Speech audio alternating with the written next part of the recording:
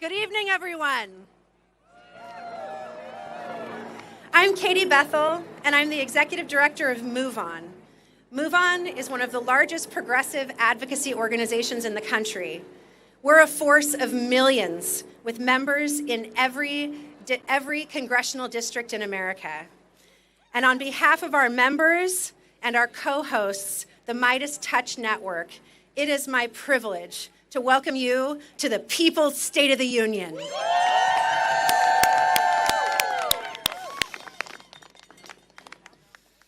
Some of you may know that giving a State of the Union address, or at least a report, is part of the job of the president. It's constitutionally required. So in a great shift, Donald Trump is following the law tonight. So why are we boycotting? Why are we boycotting the State of the Union? We're boycotting because we know that Donald Trump's State of the Union will bear no resemblance to what's actually happening in this country today. He will lie, distort, and ignore the real stories. He's not going to talk about the killings of innocent people.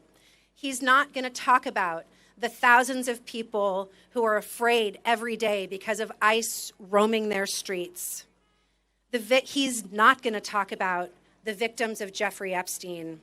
And he will not talk about the millions of people who've lost their health care on his watch. But MoveOn members, the millions of people who've been protesting at No King's protests, the American people, we know the true state of our union. We've seen it and we're living it, and it is not normal. We have asked our leaders this last year, don't treat this like business as usual. Fight for us. Folks, tonight we're coming out swinging. And we're making history with the largest organized boycott of any State of the Union ever. Behind me on this stage are members of Congress and their guests who have all personally experienced the harms of the Trump administration. They represent millions more. They represent all of us. I want to personally thank our members of Congress here tonight for your act of defiance, for breaking a norm to stand up for our values. And I want to thank our special guests who you're going to hear from tonight for your courage. You represent the best of America, and you make us all want to be brave. This moment is only possible because of people's bravery. The first boycott of the State of the Union was conducted by the founders of the Congressional Black Caucus during the Nixon administration. We honor their example. We honor the millions of patriots who've turned out over the last year in marches across this country. And we honor every person who's showed up, who's risked something, who's cared for a neighbor, even when it was safer to do nothing. That courage led the way to this moment, but we have to make sure that the road doesn't stop here. We need you, everybody joining us here on the Capitol Mall tonight, and everybody watching online. Come to the March 28th No Kings protest and stand up for this country. Before I introduce our hosts for tonight, I just want to give a special thanks to all of the people behind the scenes who helped to make tonight happen. MoveOn staff, the staff who serve our congressional representatives and senators here tonight, our partners. Thank you so much. This is no small task to put on a historic event to fight for our country. Thank you. And now I'd like to introduce you to our hosts, independent journalists Joy Reid and Katie Fang. And while they come to the stage, I want to thank you for being here. I want to thank you for being brave, and I want to thank you for being a part of building the America we can all be proud of. Thank you.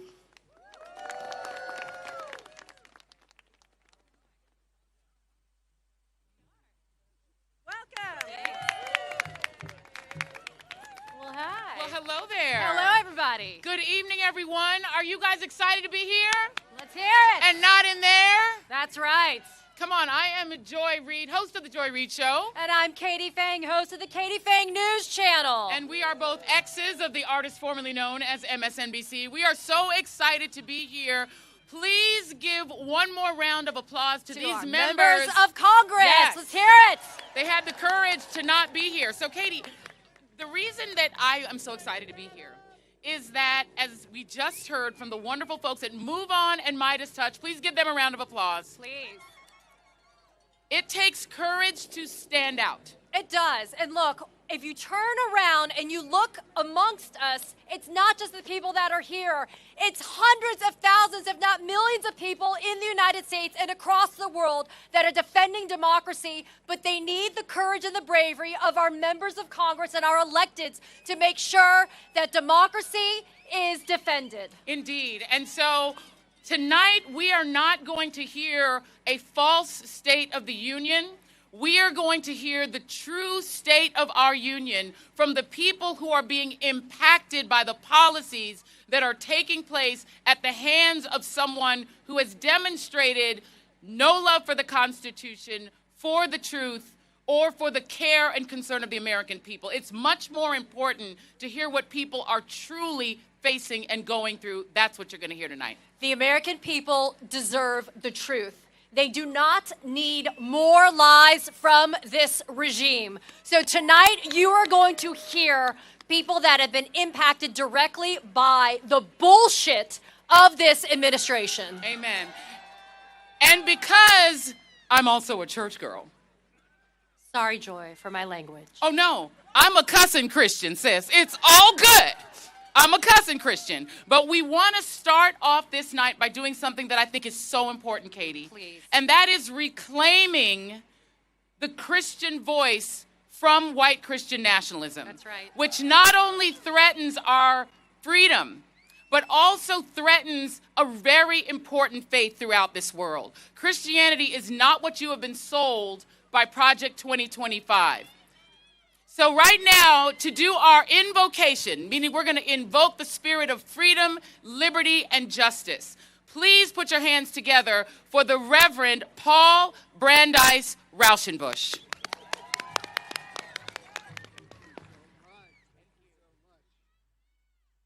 Thank you, Joy and Katie. Hello, everybody. Hello, America. Let me start by saying that my soul is so glad to be here with the People's State of the Union. I come to you as the president of Interfaith Alliance and as a Baptist minister with good news. We, the people, have the power. Is that good news? All across America, people of diverse faiths and beliefs are showing up, are speaking out, and are proving that love for our neighbors and commitment to our democracy will prevail against the cruelty, immorality, and authoritarianism of this administration. Let me speak plainly as an American and as a Baptist minister. The Trump administration is the most hostile to religious freedom in generations. They attack any religious leader or community not in lockstep with their political agenda. The White House, the Pentagon, the Department of Justice, and ICE have weaponized religion for their white Christian nationalist crusade, which attempts to define who is a true American, conveniently made in their own image, and relegate all the rest of us to second-class status. While President Lincoln famously prayed to be on God's side, Trump instead blasphemously boasts that God is in fact on his side. In Trump's mind, God is little more than a divine mascot for his political team. But enough about that unpopular man. Tonight we will focus and celebrate the people of America. Tonight we will recognize all those to whom harm has been done. But we will also give thanks for the brave witness of the faith and community leaders in Minnesota, in Chicago, in Charlotte, in Portland, and here in Washington, D.C., and in towns large and small everywhere across America who are standing up against the abuse and inhumanity of ICE. We give thanks for every single person around this country who has put their faith or values into action by resisting government-sanctioned cruelty with moral courage and solidarity with our neighbors from every background. We give thanks to God for the power and the promise of love and what Dr. King called the beloved community that is both coming and present now if we choose to make it real in our democracy.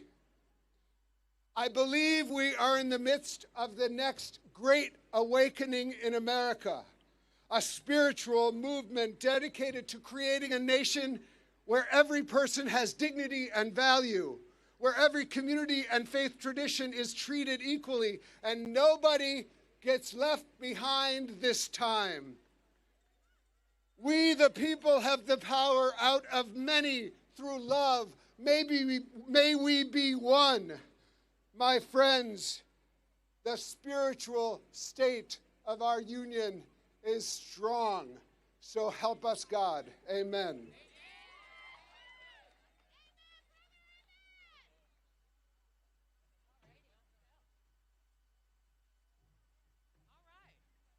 Now, y'all should be well in the spirit at this point. Is everybody in the spirit?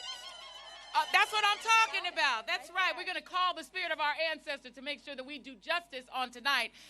And we are going to start with one of the true fighters in the United States Senate and his very important guest. So please put your hands together for Senator Chris Murphy and Farishte Ganjavi. Thank you.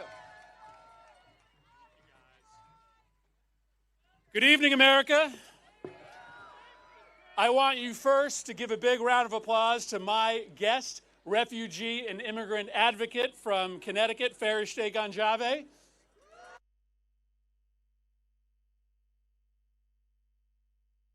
Speech tonight because Donald Trump is making a mockery of this great institution, and he doesn't deserve an audience. I'm not at the State of the Union speech tonight because these are not normal times, and Democrats have to stop behaving normally. And I'm not at the State of the Union speech tonight because you're not going to hear about the State of the Union. You are going to hear lie after lie. You are going to hear attack after attack. You are going to see grandstanding. The true State of the Union is this. This union is in crisis right now.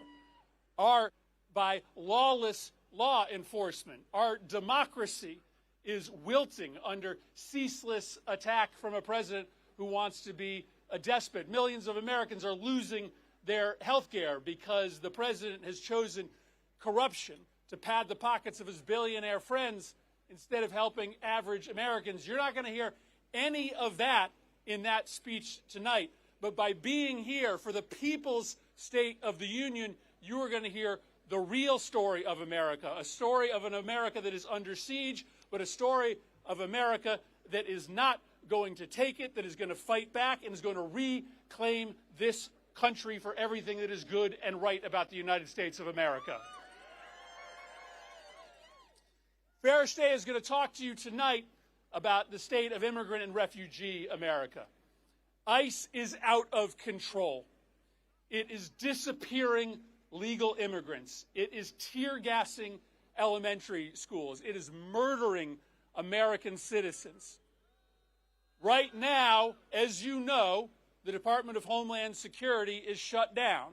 And I just want to be very clear with you about my position, and I think the position of many others who will stand on this stage tonight. Not one more dime for the Department of Homeland Security until they start following the law in this country. Fairstay came to this country over a decade ago, coming to the United States from a refugee camp. She told me just off stage that this is the moment. This is the reason that she came here to the United States, to speak truth to power, to explain the trials and tribulations that every immigrant, that every refugee goes through to get here, and to press this country to... I stuck in the border. Go Trump! Go Trump! Hey, Murphy, right, you're a scumbag. Thanks, man. Thanks, buddy. Listen, guys. Fairstay is here to lift us up to a common purpose and to a common goal, to understand that the best of America lies in how we treat those who have arrived to this country fleeing terror and torture and desperation. We have work to do, guys. We have a mission that we need to complete. And I want you to welcome to the podium my friend, Fairstay Kanjave.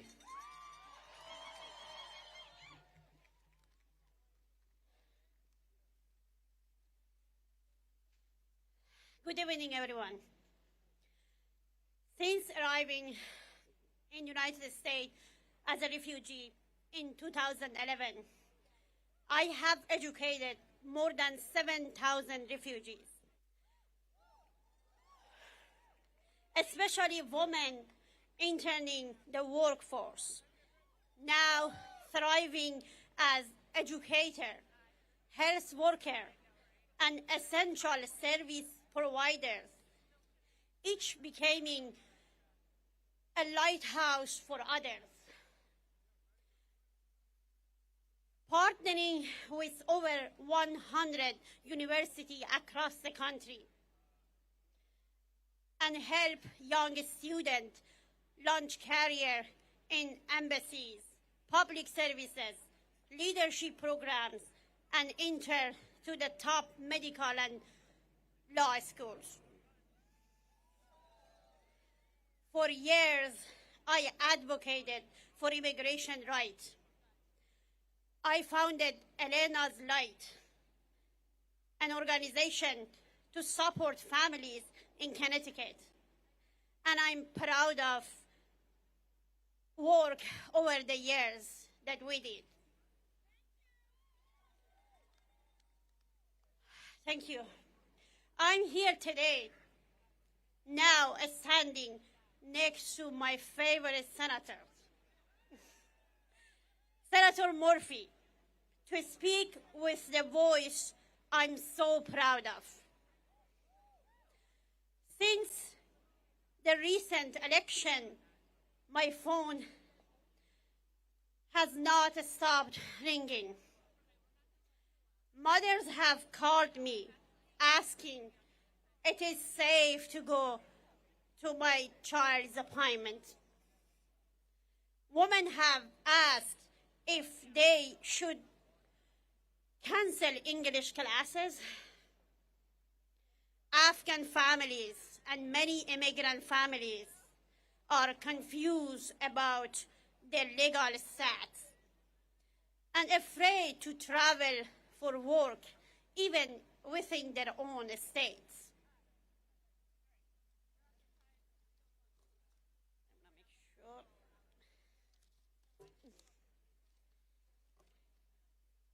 Fear is not abstract. It is in our classrooms. It is in our clinics. It is in our homes. Families feel unstable.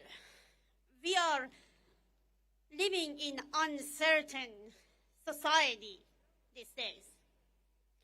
Because of this, advocacy in Connecticut has shifted.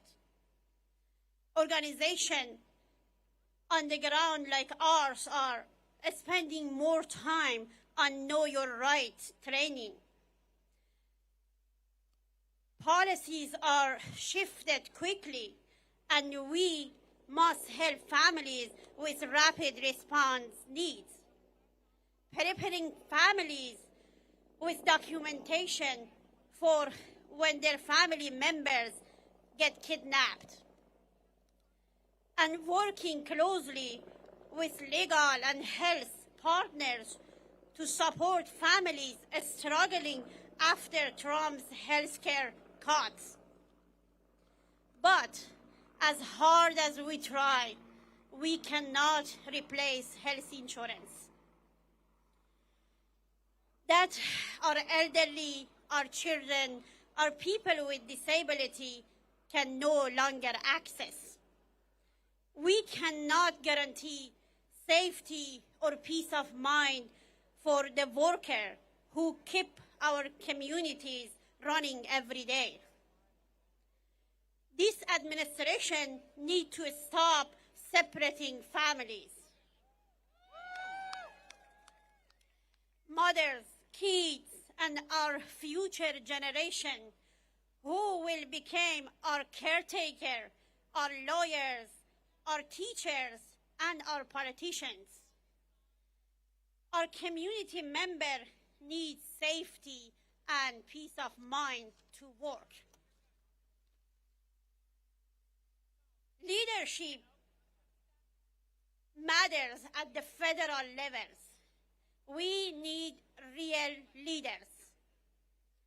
We need a stable federal support for integration and mental and medical health services. And we need policies rooted in dignity and education. As families can focus on building our shared community and future. When families feel secure, they build. When mothers feel safe, they lead. When children feel stable, they dream. And when we protect our people, we strengthen the entire nation. This is not politics. This is humanity. This is America.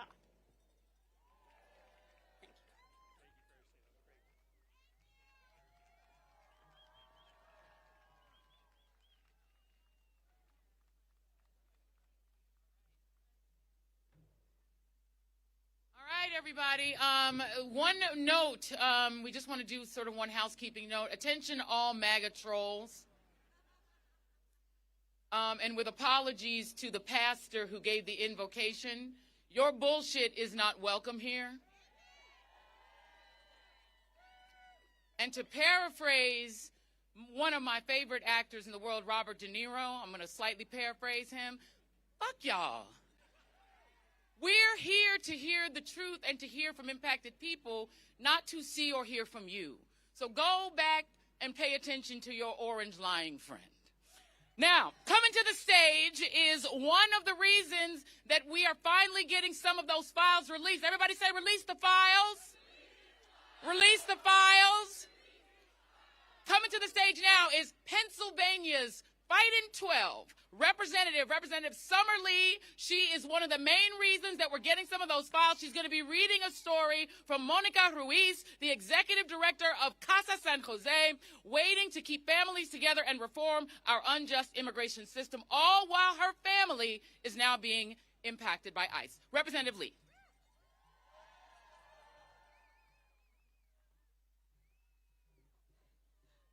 Whew. What a start to the evening. But good evening one way or another. I am Summer Lee representing Pennsylvania's 12th Congressional District, and I'm proud to stand here this evening with MoveOn, with organizers, with workers, and with everyday people who refuse to sit quietly while our country is pushed to the brink. Right now, Donald Trump is preparing to deliver his made-up version of the State of the Union. He's going to tell a familiar story tonight, that the economy is booming, that our communities are safer, and that America is stronger than it's ever been, all because of him. But we know the truth. We're living the truth. We know the fear that our families are facing of being hunted down by ICE. We know our neighbors are working 2 or 3 jobs to make ends meet, that their health care has been gutted and their federal jobs have been eliminated by the thousands. We know our education systems and unions are being targeted because they threaten authoritarian power. And they want us fighting each other so we don't pay attention to what they're stealing from us. And I mean all of us, Democrats and Republicans and independents, young folks and old folks and black folks, whether you're in a red or a blue state, whether you're in rural towns or factory communities, because corruption doesn't check your voter registration before it robs you. While they're terrorizing immigrant communities right now, they're cutting health care. They're gutting worker protection. They're union busting. They're handing tax breaks to billionaires and sending the bill to the rest of us. That's the con. That's the scam. And working people are done falling for it. Tonight, I was supposed to be joined by my good friend and neighbor, Monica Ruiz. Monica is a mother, a community organizer, and a powerful advocate for immigrants' rights. She was ready to bring that fight from Pittsburgh to D.C. to remind folks who and what she has been fighting for relentlessly. But right now, Monica's family is in crisis as it's being targeted by ICE. Her son-in-law, Victor, was followed by agents unprompted after he dropped his brother off at work. They pulled him over without cause. There was no traffic violation, no expired tag, just a man who looked brown enough to be dragged to one of the worst detention centers in the country. Meanwhile, just the other day, Monica's daughter, Adriana, just gave birth to a baby girl who is yet to meet her father because he's been locked up by this lawless agency. Victor has been in the country for 18 years. 18 years of working to build a life for himself, his loved ones, and now his new family. That is the real state of our union, where families are being torn apart and traumatized, where corporations get more say in our democracy than the people we elect, where the government would rather protect powerful people in the Epstein files than the women and the girls who were sexually abused. We live in a country where we have one reality for everyday people and another for the rich and the well-connected and the well-protected. We have to change that. We have to meet the moment with bold policies that level the playing field and deliver justice no matter how much money you have to your name. That's why earlier today, I announced that I'll be introducing articles of impeachment against Pam Bondi. Trump's DOJ continues to obstruct justice and refusing to comply with our subpoena to release the full, unredacted Epstein files. Bondi must be held accountable for that. And let's not forget, it was Trump who said it first, release the files. So we'll keep that call up no matter what. Because where I come from in Western Pennsylvania, we know what it means to be abandoned by politicians who make big promises and lie and deliver nothing. We know what it's like when the factories close, when the hospitals cut services, when the schools can't afford to teach, when the corporations are given permission to poison our water, our air, and our communities without consequences. And we know that no matter what language you speak, what zip code you live in, we all feel that pain, and we are all being squeezed by the same rigged system. So when Trump points the fingers at immigrants, or trans kids, or protesters, or journalists, understand what he's doing. He's trying to make sure we never point the finger where it belongs, at the billionaires and the corporations looting our economy, robbing our people, and buying our democracy right from under us. But here's the truth that they're afraid of. Working people are waking up. Across this country, folks are organizing labor and their money. They're refusing to be silent in the face of authoritarianism. But we know fear is their weapon, but solidarity is our power. So tonight, while Trump paints his fantasy version of America, we're grounded in America, in reality, and we're building something better. In America, where we have Medicare for all, every job that pays a living wage, where no one fears being ripped away from their family. That is the America we're fighting for. And later tonight, I'll be delivering the Working Families Party response to the State of the Union, laying out exactly what it will take to build an economy and a democracy that works for all of us, not just the working few. So I'm asking you to stay engaged, stay fired up, and tune in tonight, because this is about building a movement that is big enough to defeat authoritarianism, to stand up to corporate power, and rooted in a simple belief that when working people come together across race, across geography, and across whatever lines they try to divide us by, we are unstoppable. So all power to the people, and thank you all for being with us tonight.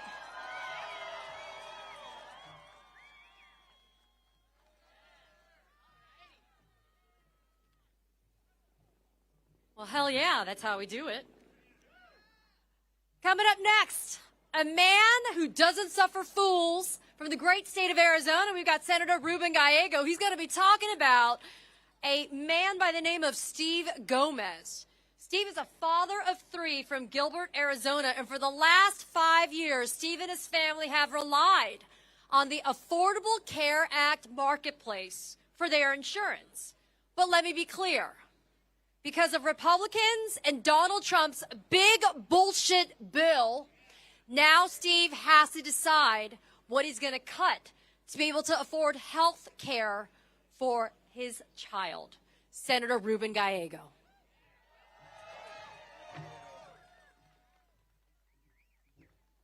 Listen, you know how important this is? I'm from Arizona. This is cold. But let's be clear what's happening there. They want to call that the State of the Union. It is the state of denial. Because what's going to happen under that Capitol is a bunch of lies. Lies that Donald Trump, the Republicans, are going to tell us about how great this country is doing right now. But what is true, what is happening right now, is that Donald Trump, the Republicans, have made this country sicker, poorer, and less secure. Sicker, poorer, and less secure. How did it start? As soon as they got in there, what did they do? They went and they cut Medicaid and they cut food stamps. Millions of Americans right now are without health care. The poorest of our country are trying to figure out how to make ends meet and how to pay for that grocery bill because they needed an extra $1 billion for their billionaire friends. And when they had whatever money they had left over, then they used it to hire the most amount of ICE agents, to have the massive amount of deportations we have now that are also targeting U.S. citizens, racial profiling Americans, arresting Latino veterans and telling them you are not part of this country and making them prove that they're Americans when nobody asked to prove our citizenship when they were sending us to war for this country.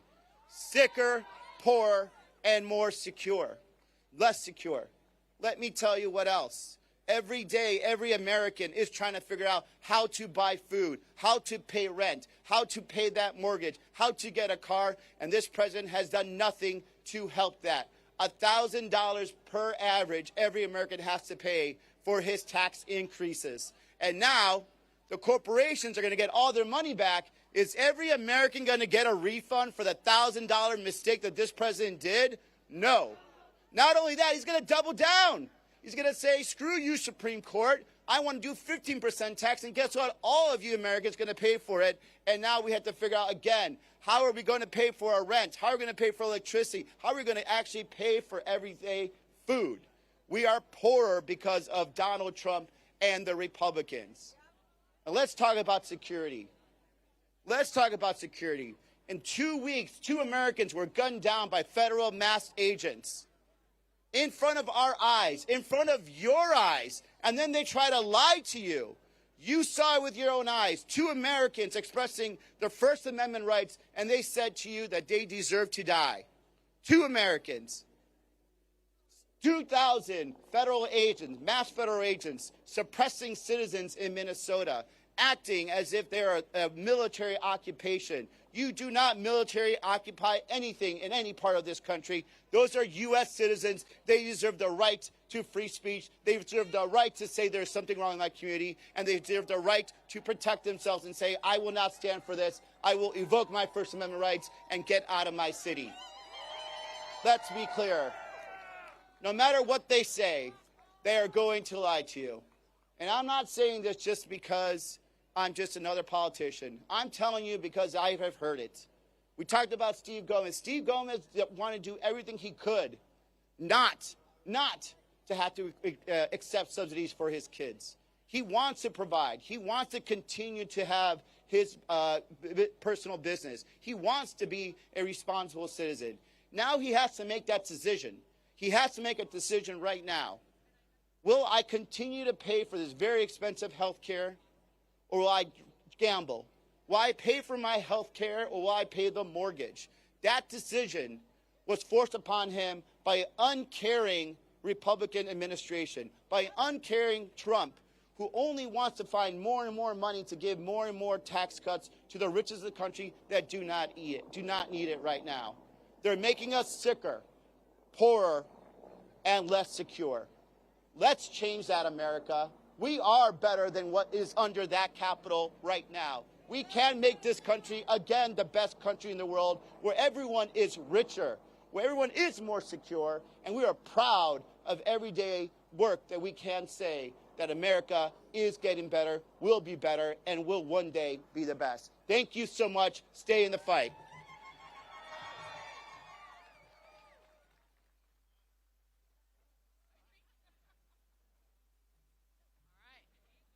All right, y'all okay?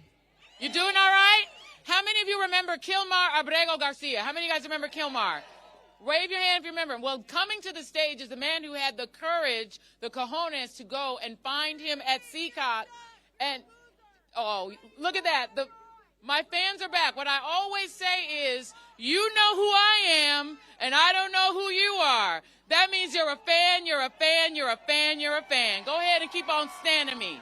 Keep on standing me, because I don't know who the hell you are, but you know me. Hallelujah. Keep on being my fan. Coming to the stage is the great Chris Van Hollen, Senator Chris Van Hollen of the great state of Maryland. He'll be joined by Jenna Norton, a public health scientist focused on health equity and data standards to improve health outcomes in kidney and urologic diseases. She was a lead organizer of the Bethesda Declaration, a whistleblower letter to the NIH director and members of Congress detailing this harm. In November 2025, she was placed on retaliatory administrative leave. So you're going to want to give her a major round of applause. Senator Van Hollen.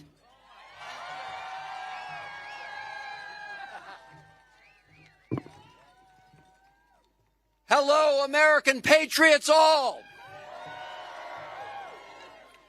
We are gathered here in this place because we love our country. And we know that our democracy is not on automatic pilot. And we know that we, the people, must mobilize to save it.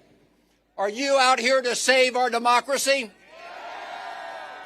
And you're going to hear from a moment from my guest, who is a research scientist at NIH, who was able to stand up and speak truth to power. And you're going to hear her tonight tell that story. Thank you for being here, Dr. Norton. Now, we know the state of our union. We know it is under attack from a lawless president who is shredding our Constitution and who is attacking our democracy. A president whose private ICE army executes Americans and then calls the victims domestic terrorists. That is what Donald Trump and his administration said. We are here because we know our country is being robbed by the most corrupt president in American history, who's exploiting the Oval Office to enrich himself, his families, and his billionaire buddies. A president who continues to hide portions of the Epstein files from both the survivors and the American people. When are they going to release the files? A president who wants to erase our history. Are we going to let him erase America's history? A president who promised that on day one he would bring down the costs. But instead, ever since he was sworn in, we've seen prices and costs go up on the American people, even as he refuses to extend tax cuts, tax credits that help people afford their health care. We have a president who seeks not to build a more perfect union, but one who wants to tear it down. And a president who said he would stop wars, but instead is responsible for war crimes and, as we speak, is threatening more wars. We need to stop him. We are gathered here because we know that we cannot pretend that any of this is normal, and that we will not and must not pretend that this is business as usual. We must get in the way of Donald Trump's march toward fascism. We cannot take our country down that road. And what Donald Trump wants to do is what we know all bullies do, all dictators do. He wants to intimidate all of us. He wants us to sit obediently and quietly while he lies and lies and lies to the American people. In other words, he wants us to shut up and sit down. So I have a question for all of you patriots. Are you going to shut up? Hell no. Are you going to sit down? Hell no. We're not going to stand down. We're going to stand up just like the people in Minneapolis who have taken to the streets, who are blowing the whistle to protect their neighbors and to protect our Constitution, and who are getting in the way of the president's efforts to tear down our country. Now, look, we know Donald Trump is unpopular, and we know he knows he's unpopular. So tonight, right up that hill in the United States Capitol, he's going to pretend that he really wants to help working Americans. He's going to pretend that he does want to bring down those prices. And we know that that is not what he wants, because just a few weeks ago, when we talked about the affordability crisis, he said that was a big hoax. Do you remember? He said that was a hoax. Well, it's real. And we all need to make sure that we put forward ideas to deal with it. So in my view, it's not enough that we hold the line against Donald Trump. We must do. But let's face it, we also need to show the American people that we are willing to stand up and fight against big corporate special interests to the benefit of all of the American people. Are we going to do that together? Because we need to make sure that we unrig a tax code that right now favors people who make money off of money over people who earn a check through their hard work. Are we going to change that? We need to make sure that all of you don't pay higher electric bills so data centers that are owned by the richest corporations on the planet can make more money. Are we going to make sure that your electricity bills don't go up for them? And we need to make sure that big oil and the biggest polluters don't pass on the check to all of us, because polluters should pay. And we need to make sure that big tech doesn't write all the rules, that we write the rules, and we make sure that AI doesn't strip Americans of the dignity of work. Are we going to do that? And we're going to make sure they can't snuff out the light on the Statue of Liberty. Are we right about that, my fellow Americans? So look, we have a lot of work to do. And I'm often asked by people, when's the cavalry coming? Where are they? And my message to you, and you know this because you're here, is you are the cavalry. You are we the people. I know all of you remember that right after he was sworn in, Donald Trump began his unlawful assault on hardworking federal employees who work every day to deliver services to the American people. You remember he brought in Elon Musk, who took out his chainsaw not to make government more efficient, but to rig the government in favor of billionaires like him. One of the people who stood up and spoke out was Dr. Jenna Norton, a career public health researcher at the National Institutes of Health. Dr. Norton blew the whistle on the outrageous actions that threaten the health and well-being of the American people. And she has been retaliated against because she was willing to stand up and tell the truth. But here's what we all know. When the history of this moment is written, the politicians and the law firms and the universities and the corporations who appease the bullies will be exposed as the cowards they are. And the people who are standing up to save our democracy, like all of you gathered here today, and people like Dr. Norton, they will be remembered as those who preserved our Constitution and our democracy. So, ladies and gentlemen, please give a warm welcome to Dr. Jenna Norton.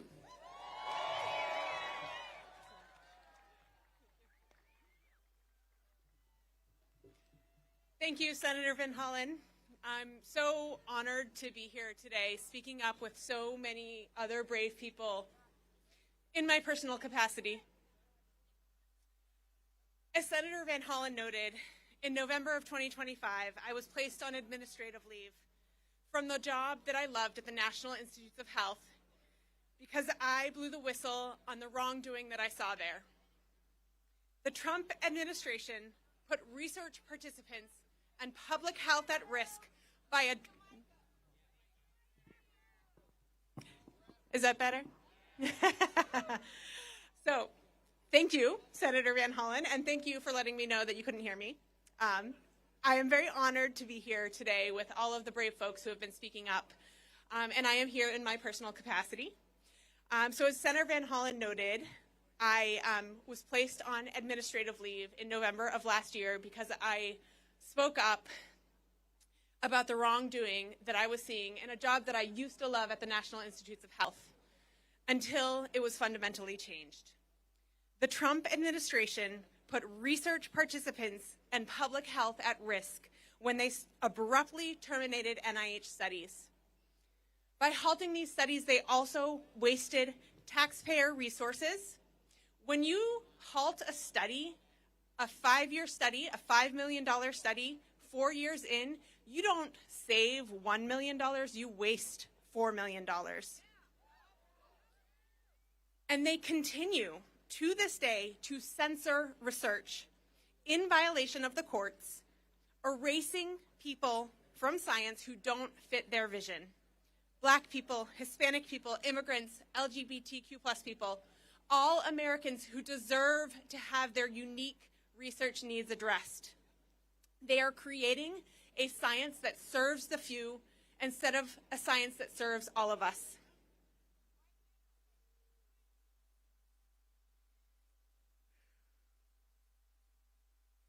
When this began, I knew that speaking up was my right, but I also believed that it was my duty.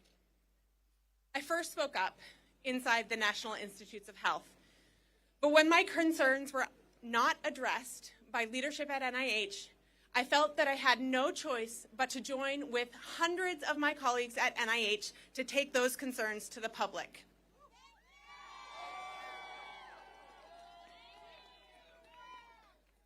Tonight, you are hearing from those most affected by the Trump administration. But civil servants like me are not the only ones affected. The lawlessness at the National Institutes of Health affects all of us. Last year, the Trump administration funded 24% fewer new research studies with about the same amount of money. That means fewer future cures for all of us. The Trump administration also funded 20% fewer early career researchers, creating a brain drain that will damage our economy and end American leadership in science exploration, as our best and our brightest seek positions abroad. The Trump administration tried to silence us by putting me and other federal employees who have spoken up on retaliatory administrative leave. They do not want you to know how they are destroying your government, our government. But we will not stop speaking up. Let's get loud together. This is our country, and when we come together, we are powerful. Thank you.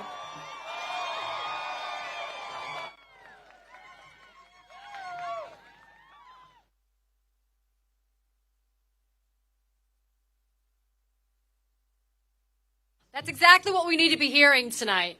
Coming up next, we have a congressman from the state of Texas who's the chair of the Democratic Congressional Progressive Caucus. These days, people look at the word progressive and they think it means something, but it's not. What it is every basic human thing that we all deserve, we should get it. That means affordable health care. That means due process. That means basic human civil rights. Congressman Greg Casar from the state of Texas is here with a woman by the name of Jill Cordick. Jill is a retiree from last year.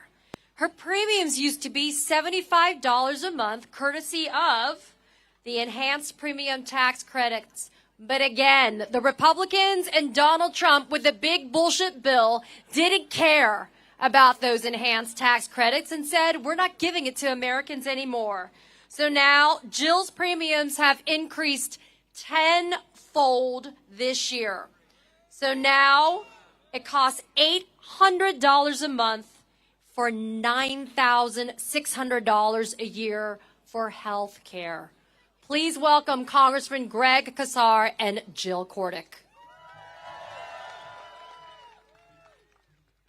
Buenas noches, Washington, D.C. How are we doing tonight? I'm not in the Capitol building tonight because I have a pretty good idea of what's going to happen. For an hour or 2 or 3 or 4, a man who's made $4 billion off of being president is going to lecture you, the American people, about how good you have it. A man who is building himself a golden ballroom is going to tell you that if you're struggling to get by, that's your fault because he's killing it. A man who flies around in a $400 million palace in the sky is going to tell you how good the economy actually is. He's going to tell us that the State of the Union is strong. Strong for who? Donald Trump and his billionaire donors' bottom line might be strong. The Epstein class certainly is going strong. But the state of our union is about all of us. And everyone but Donald Trump's rich friends know that it's a disaster. Our union is not strong when millions of folks like Jill are seeing their health care premiums go up 2 times, 4 times, 5 times, 10 times higher. Our union is not strong when Americans fear they could be killed or taken by masked agents in our streets. And now the latest news is that Trump is going to talk about in his speech tonight another tax cut for the richest people in this country and for big corporations. 17 million Americans are already paying for Donald Trump's last billionaire tax cut by losing their health care. Do we need another one? Read my lips. No new billionaire tax cuts. It's time for them to pay their fair share so that every man, woman, and child in this country can have a job that pays a living wage and affordable child care and health care as a basic human right for every single person. And while we're at it, we should get big money out of politics so that both parties answer to the people and not to the billionaires. Not another cent to the billionaire class, not another cent to the Epstein class. We will fight this Trump proposal tonight, tooth and nail, and we will make sure that the Republicans that vote for it lose their jobs. What do y'all say? Yo, we don't need to hear what Donald Trump says tonight because we see what he does. He steals from working Americans to give to the rich. Donald Trump doesn't owe us a 2-hour rambling speech. He owes the American people their money back.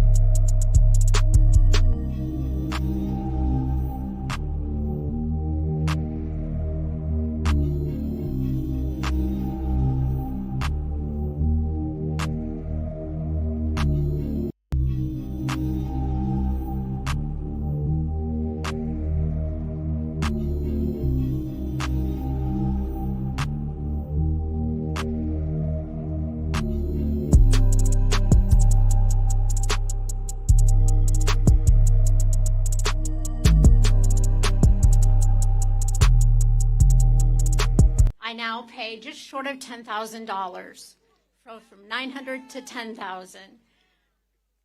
Affordability looks very different today. So now I find myself, shopping a little different at the grocery store. I'm in Iowa, so yes, we do layer up and use blankets, all in an attempt not to raise my heat bill. And honestly, I am making choices to defer health care, just all in, great fiscal caution, as I'm looking at least a $10,000 deductible.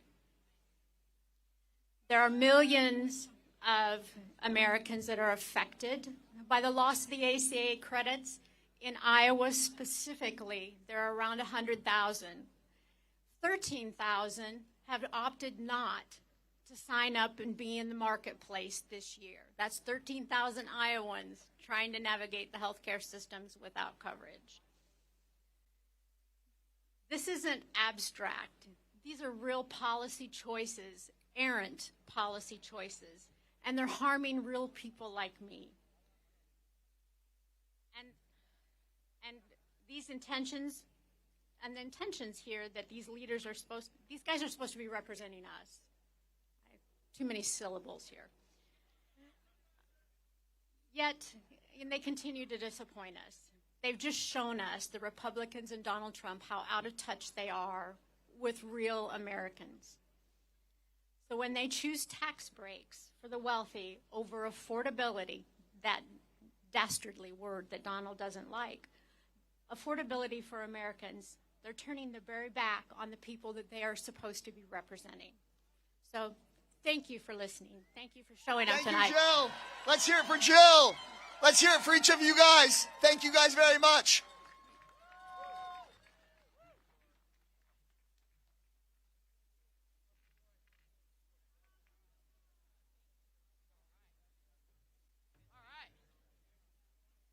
Thank you very much. I appreciate that.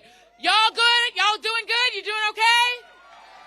All right, wonderful. Coming to the stage. Now, this is going to be an incredible tag team. This is a dynamic duo. All of these have been dynamic duos tonight.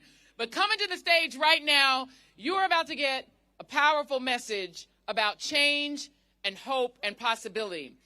From California's Fighting 42. Yeah. Representative Robert Garcia, and joining Representative Garcia is the Kelly Robinson, Executive Director of Human Rights Campaign. She is the 9th president of HRC and the first Black queer woman to lead the largest LGBTQ+ civil rights organization in the United States. Give it up for Representative Garcia and Kelly Robinson.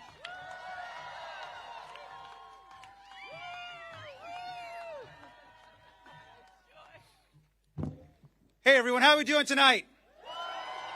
It is so great for both Kelly and I to be here with all of you, two proud members of the LGBTQ+ community who are proud to be standing tonight with the people at the People's State of the Union. The single most powerful moment tonight is going to be when Donald Trump has to look up at the gallery of the U.S. House and see the survivors of Jeffrey Epstein looking straight back at him, demanding justice, demanding truth, and demanding accountability. We should be crystal clear about right now what is happening in our country. We have a president who is leading the single largest government cover-up in modern history. We have the single largest sex trafficking ring in modern history right now being covered up by Donald Trump and Pam Bondi in the Department of Justice. Why are we protecting powerful, wealthy men who have abused and raped women and children in this country? Why is our government protecting these men? At this very moment, in my place at the Capitol, is a woman named Annie Farmer. Annie and her sister Maria both endured horrific abuse by Jeffrey Epstein and Ghislaine Maxwell. As we move forward in this investigation, always center the survivors. We are going to get justice for the survivors. And Donald Trump may call this investigation a hoax. He may try to deflect our work. But our message to him is very clear, that our investigation is just getting started. And we will get justice for these survivors. And tonight, I am proud to be here with a true champion of equality, because at this very moment, not only has HRC and Kelly stood up for survivors and the victims of abuse, but they stand up for our community, for gay people, for trans people, for queer people that are being attacked and whose rights are being moved back every single day. So it is give a big welcome, and I'm proud to be here with the amazing Kelly Robinson. Yes.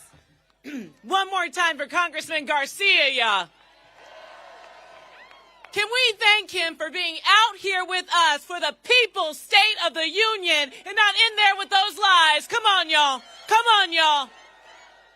This is what leadership looks like. This is what queer leadership looks like, too, okay?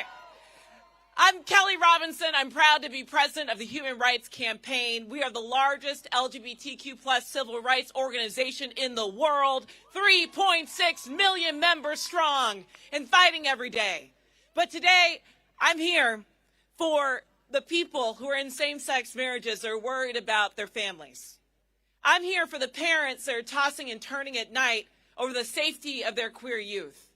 I'm here for every trans kid that just wants to feel seen, valued, and loved. I'm here for every trans person that's been kicked out of our military and every person living with HIV that's denied their PrEP medication. I'm here for our community tonight.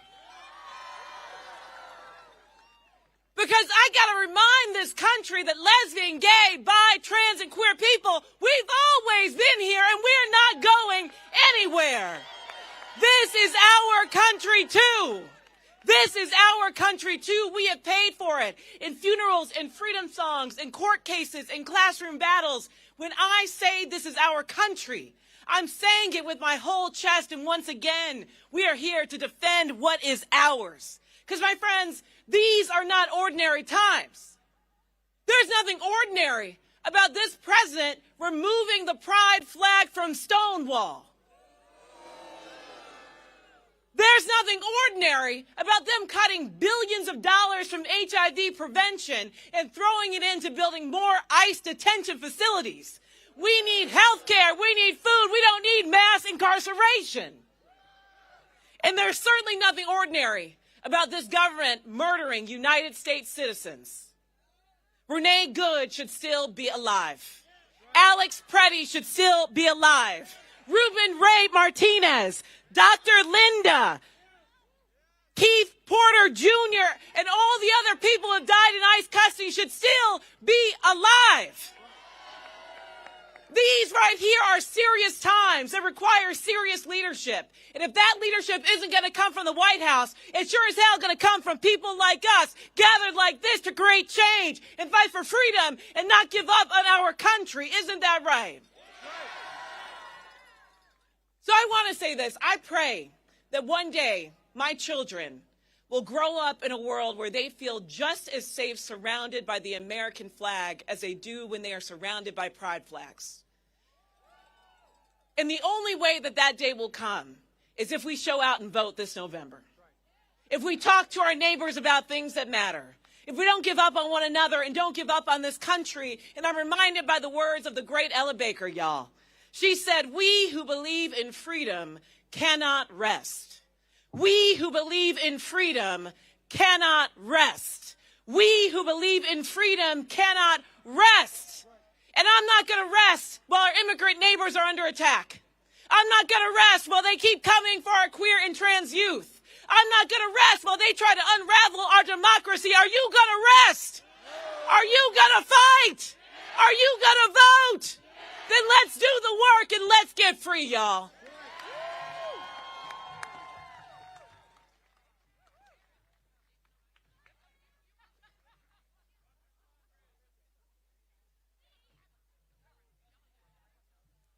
I feel like she needs some walk-off music after that. Damn. So, a DJ. You need a DJ? Alrighty. So, we all know that the convicted felon Donald Trump thought that he could test certain cities to see if they were made of the metal to crumble. One of the cities he's picked was Portland, Oregon. And Portland said, hell no, ICE gotta go. Portland also said, hell no, National Guard is not going to happen here. Federal judges told this administration no. And what did Trump do? He called for their impeachment. He doesn't believe in the rule of law. But Senator Jeff Merkley is here to let us know and to let all of you know that the rule of law is still alive and well. He's joined tonight by Nafisa Faye, Washington County Commissioner who made history as the first immigrant and refugee, the first black and the first Muslim commissioner in that county. She is outspoken because ICE and Trump's secret police are terrorizing our communities. Let's hear it for Senator Merkley and Nafisa Faye. How y'all doing tonight? You know, Kelly Robinson, who just spoke from HRC. How about another hand of applause for her work leading the equality movement? And how about this? How about we pass the Equality Act so discrimination and bigotry is eliminated across the United States of America? Now, if the president was telling the truth tonight, he'd be saying, well, here I am 1 year in, and you know what I've done over the last year? Made the billionaires a lot richer and everyone else sicker and poorer. Is that the kind of America we want? You know, it's pretty incredible to see really the damage that can be done by a leader like Donald Trump. And part of that damage is undermining the very core of our Constitution, the checks and balances of our Constitution. And he has really had a 10-part plan to be able to do that. And one of those parts of the plan, an incredibly dangerous plan, are troops in the street. It means federalizing the National Guard. Are we going to stop that? It means he wants to send the military out and surround the polling place in November. Are we going to allow that to happen? It means ICE operating as secret police. And I can tell you this, I never thought we'd see secret police here in the United States of America. I mean, you read about it at some other country, about people who have no badges. They show up in an unmarked van, they have no judicial warrant, they knock down the doors, they grab people out of the house, they grab people out of the car, they proceed to disappear them, they don't let them reach an attorney, they don't let them reach family. Folks, we have secret police right now in the United States of America, and we've got to end it. And perhaps the most dangerous part of his 10-part plan is rigging the next election. Have you heard about this thing called the SAVE Act? What he means by save is he wants to save his authoritarian control and turn the presidency into a kingship. Are we going to let that happen?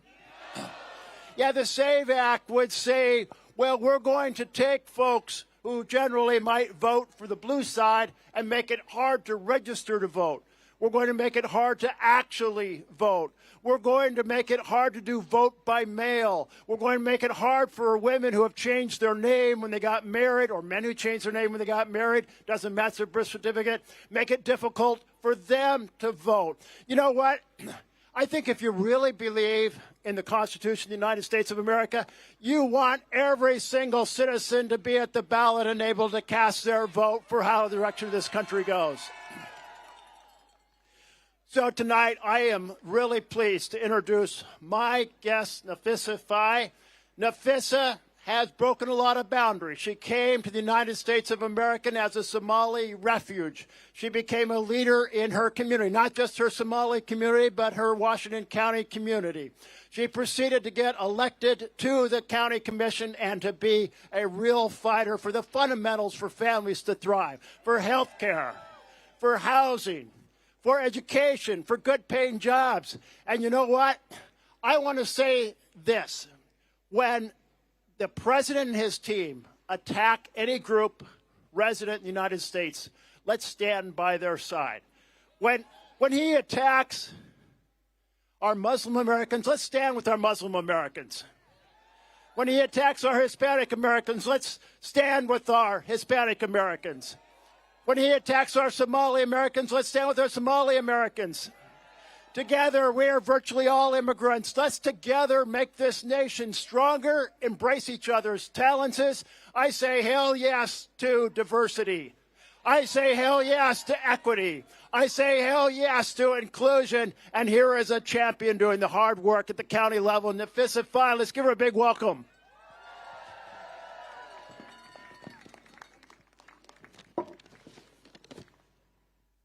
I think the senator started a trend, so I'm just going to hold the mic as well.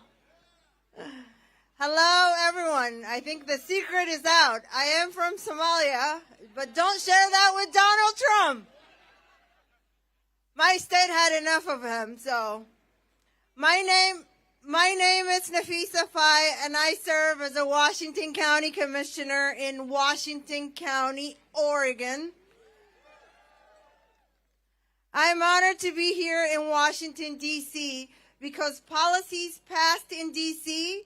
have real consequences for the people I represent back home in Oregon. I want to thank Senator Jeff Merkley for inviting me and for standing with communities in Oregon. In Washington County, residents are directly impacted every day. Man, DC, I thought Oregon was really cold, but DC is super cold. I tell ya.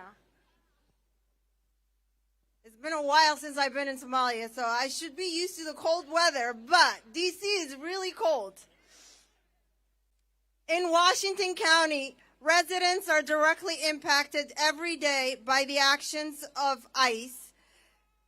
But because we have leaders who are willing to listen and act, our residents are also empowered to speak up and even take ICE to court and prevail. How many of you? That's what happened when Victor Cruz, when ICE wrongfully detained him in Oregon. He didn't stay silent. With legal support and community backing, he challenged that detention in court and won. His case didn't just change his life, it improved protection for others in Oregon as well. And then there is Paulino Martin San Pedro. After being detained by ICE, he became seriously ill, was deported, and later died in Mexico. His family and community are still living with that loss. His story is a painful reminder of the human cost when enforcement ignores dignity and due process. These stories matter because they show what's at stake and what's possible. With leaders and leadership like yours, Senator Merkley, residents are empowered to seek justice, and we are called to ensure tragedies like Paulino are never repeated.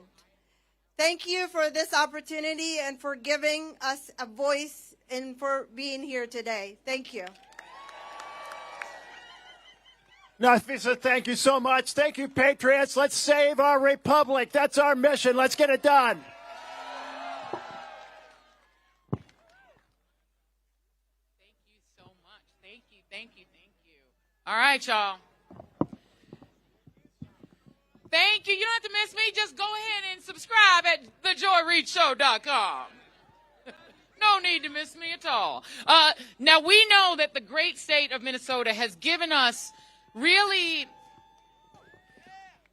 the human image of the carnage of the Epstein class, the ICE domestic terrorism against American people, and the ruthlessness and cruelty of this regime.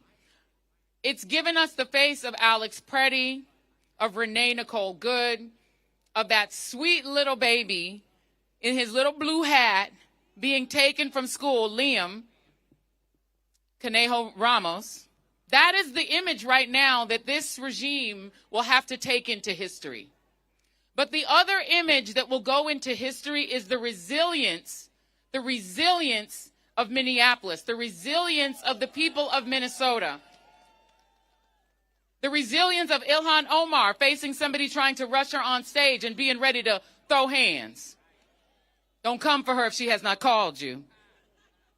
The resilience and the kindness, the interfaith, interracial kindness and resilience of Minneapolis, of Minnesota will live on into history.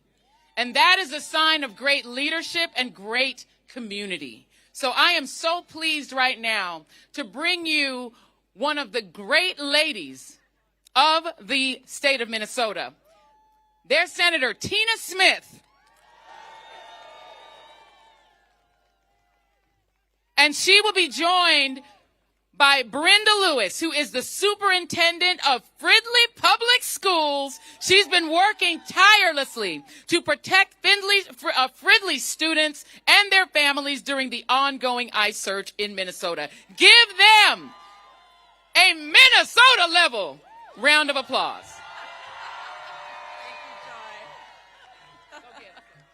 Good evening, everyone. Good evening. Thank you to MoveOn and to MeidasTouch and everyone, but especially thank you to the activists and the organizers that are here today. This is what a pro-democracy movement looks like. Look around. And back behind me here is the United States Capitol. And inside that Capitol, I gotta say, I'm so glad I am out here with all of you instead of inside that Capitol right now. Inside the Capitol, Donald Trump is lying about the state of this nation. He is using division to drive us apart, to make us think that we are not one nation, one community. And that is why we are all gathered here today, because we are against the chaos and the corruption that he is spouting back there in that most precious capital of ours. But tonight, we are outside, and I'm here to tell you, this feels like resistance weather to me. Because we want to tell the real story about what is happening in this country, what is really, really going on. And we're here to offer an alternative that is not about sticking up for the billionaires. It is about fighting for the working, the hard-working people in this country. And that is why I am so grateful to be here with my special guest today, Brenda Lewis. Give it up, Tal. Thank you, Brenda, for being here. Brenda is an educator. She was the superintendent of the Fridley Public Schools. This is a district of about 2,800 students. It is very, very diverse. It's a suburb of Minneapolis and St. Paul. And when ICE came to Minnesota, Brenda sprang into action. I'm here to tell you folks, she is a badass. Now you've seen the searing images of what has happened in my state, in our country. People who have been arrested and detained and assaulted. The killing of Alex Preddy and Renee Good. You have seen the searing images of Liam Conejo Ramos and his dad ripped away from their home and sent off to Texas for no reason at all. But I'm here to tell you that what you see in the pictures is what's really happening is so much worse than that. Because once you get past the incredible documentation that is happening by these eyewitness accounts in small towns all across Minnesota, this same thing is happening. Restaurants and people have lost their livelihoods because of this secret police that has attacked our state. Families are torn apart and they will never be put back together again. The pain and the suffering and the damage is going to last for a very, very long time. And this is what Donald Trump and Kristi Noem are doing to us right now. But we have seen something else in Minnesota. When they brought guns, we had whistles. People came out in their neighborhood and they stood up for people that they didn't even know. They brought diapers and they helped get prescriptions to families. They gathered together just out of the pure love of their neighbors, even the neighbors that they did not know. And when ICE came and started circling around schools and terrorizing families, people like Brenda stood up and fought for their kids because she knew that her most important job was to keep those kiddos safe. And so I want you all to thank Brenda for everything that she has done. I want to invite her up to talk about what it has really been like in Minnesota. So Brenda, can you tell us what happened? When did you first realize that this was happening with ICE and that you were going to have to spring into action? I first realized this in December when the temporary order was put through on our Somali families, and we were told what's watch our attendance, and our attendance immediately dropped. Then, the day after the Renee Good murder, we had more than a third of our students absent, and that's when it began. And at that time, we thought we had seen the worst. And I'm about to share with you tonight a story that happened that covers a 10-minute period of time on a morning. I woke up that morning a little bit optimistic, and we learned that 700 ICE agents were leaving Minnesota immediately. Little glimmer of hope. Our second glimmer of hope, our lawsuit to keep ICE out of Minnesota schools, was trending really well in the media. That morning on patrol, all of a sudden, I got a call saying there are 6 vehicles up and down, up and down, up and down, right outside of one of our elementary schools. They were then in a roundabout preventing our children from crossing to come to school. They were yelling and screaming at our crossing guards. Then our principal was trying to help and trying to keep our students safe. And 4 ICE agents posing as press with orange upper bicep bands were yelling and screaming at her and videoing her. Then a mother was followed who is legally in the United States by 2 vehicles full of ICE agents, and she had to pull into our school so that she wouldn't be hurt. A board member was followed by ICE agents with a 3-year-old in the back of her car. This is just a 10-minute period one day. on one morning at an elementary school welcome. So think about that. Brenda and her educators should be figuring out how our children can be learning. And instead, they are pressed into this relentless effort to keep our children safe. But I want you to think, as I wrap here, about where the power is right now. The power is with people like Brenda. The power is with people like you and people like you all over this country. The power does not come from the United States Capitol. The power comes to the United States Capitol from all of you. And that is the work that we have ahead of us. That is the work before us. So thank you all so very, very much for being here to talk about what the people want to see in this country right now. And it is not what Donald Trump is talking about right behind us. So thank you all so very, very much. Thank you.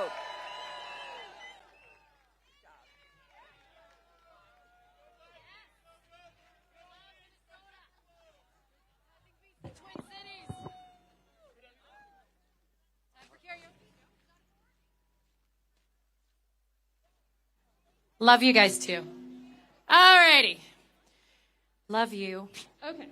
Forget it. I don't know how to do this. So, not everybody gets to be from the amazing place called New Jersey.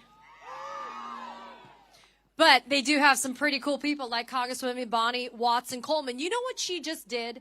She just introduced legislation to stop the bullshit of immigration arrests while people are going to court. Right?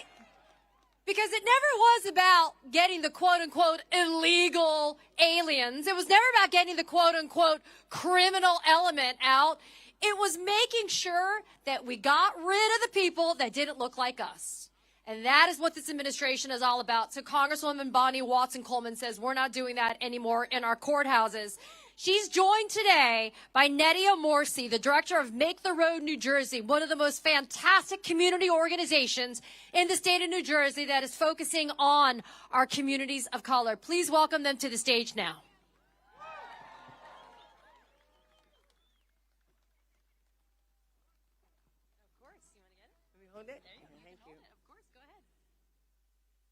I'm a black woman.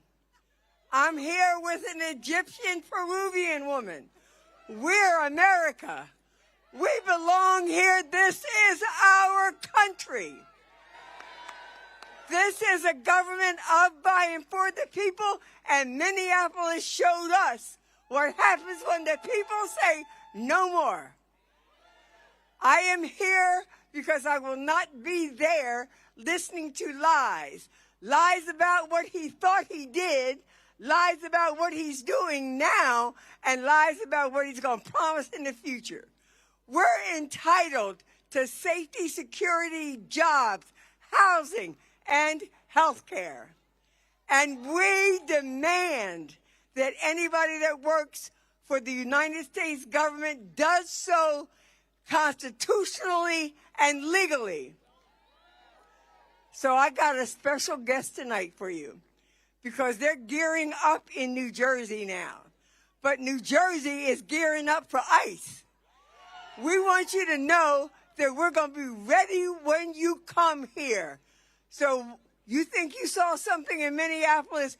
You come to New Jersey. We may be small, but we're freaking mighty. I want to give Nettie an opportunity to talk to you about how we organize, get ready, and take care of one another.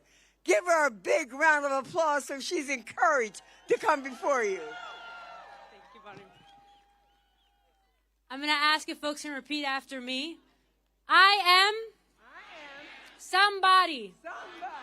And I deserve full equality here and now. With your chest. I am somebody, and I deserve full equality here and now.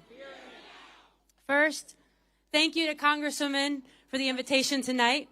Thank you for your service, a powerful example of a woman grounded in her purpose. My name is Nadia Morsi, and I'm the director of Make the Road Action New Jersey. And I'm here tonight on behalf of our nearly 7,000 working class and immigrant members across the beautiful state of New Jersey. This administration is one of the most violent and dangerous this country has ever seen. It was the Sunday after the inauguration around 10 o'clock in the morning when we had begun to receive calls from members further down on South Broad Street in Elizabeth, New Jersey, that ICE was knocking doors and entering businesses. I remember when I got to South Broad, it was a ghost town. The bodega was closed. The T-Mobile was closed. The bakery was closed. The videos of what happened that morning started to circulate in WhatsApp chats and Facebook groups. I called the same members who had called me, who I knew lived near South Broad. And we came together and we split up to knock on doors with Know Your Rights materials and to invite community members to our centers. That's how you start.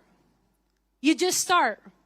You set up a phone tree to check up on fellow Elizabeth members throughout the city, and we organized a town hall the following evening. More than 300 people attended with less than 20 hours notice. What we came to see, what we always come to learn, is that people are searching for community. And we kept that way, shocked but organizing in shock, reminding ourselves that our liberation is not found in any administration, but in our collective efforts. When the outcome of our fight has never been more important, I can say that the union is strong if we remain strong. Every day, I choose to organize, and every day, hundreds of thousands of people across America choose the same.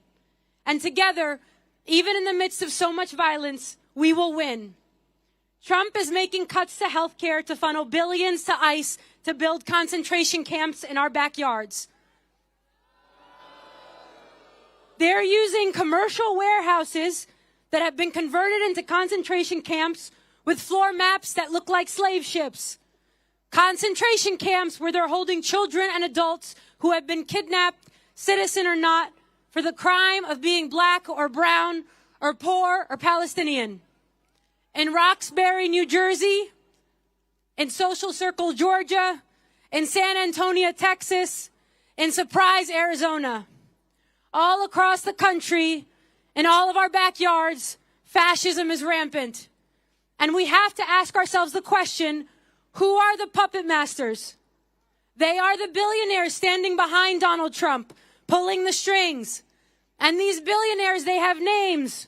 Peter Thiel, Alex Karp, Elon Musk, and many more.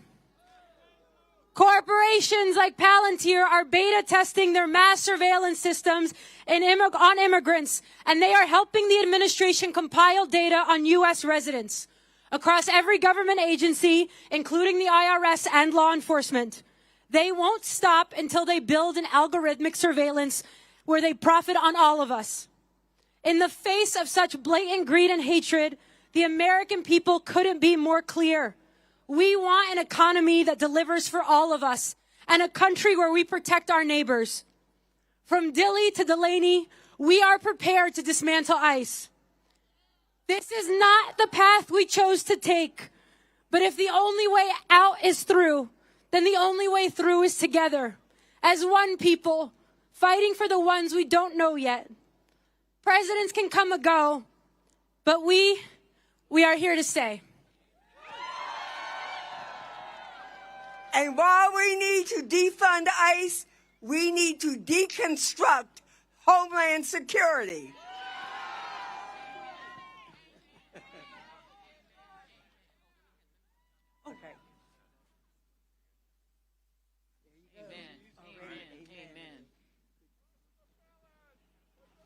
Let me get another round of applause for those queens.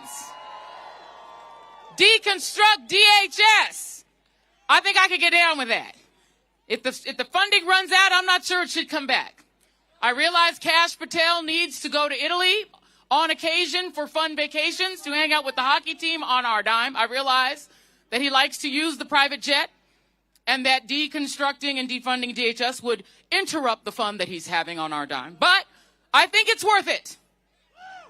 Make him buy a regular ticket on an airline like the rest of us. Coming to the stage. Now, I want you all to say after me, all right? Say, okay. Say, you said that. Say, you did that. All right? Okay. You said that. Oh, I know you didn't say that. The next person that I'm bringing to the stage made that kind of call and response normalized in Congress.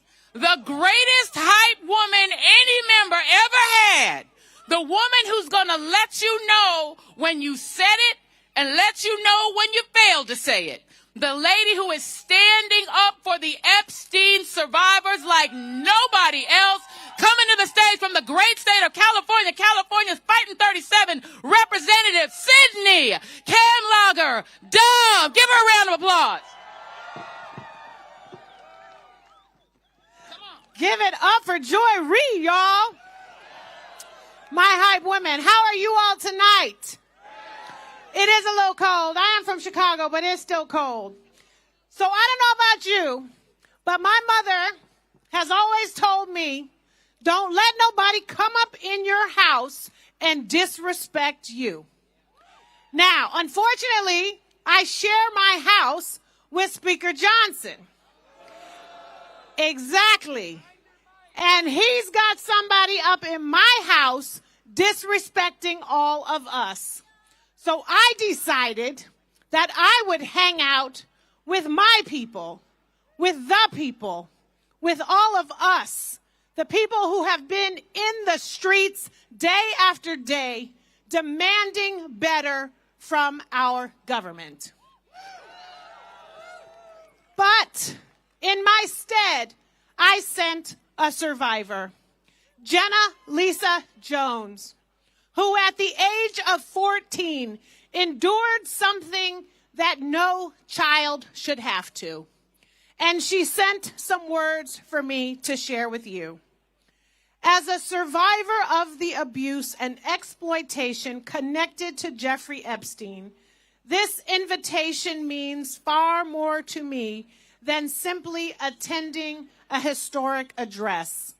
It represents recognition that survivors' voices matter, that our experiences are not invisible, and that our resilience deserves to be seen and acknowledged in the very spaces where our nation's future is shaped.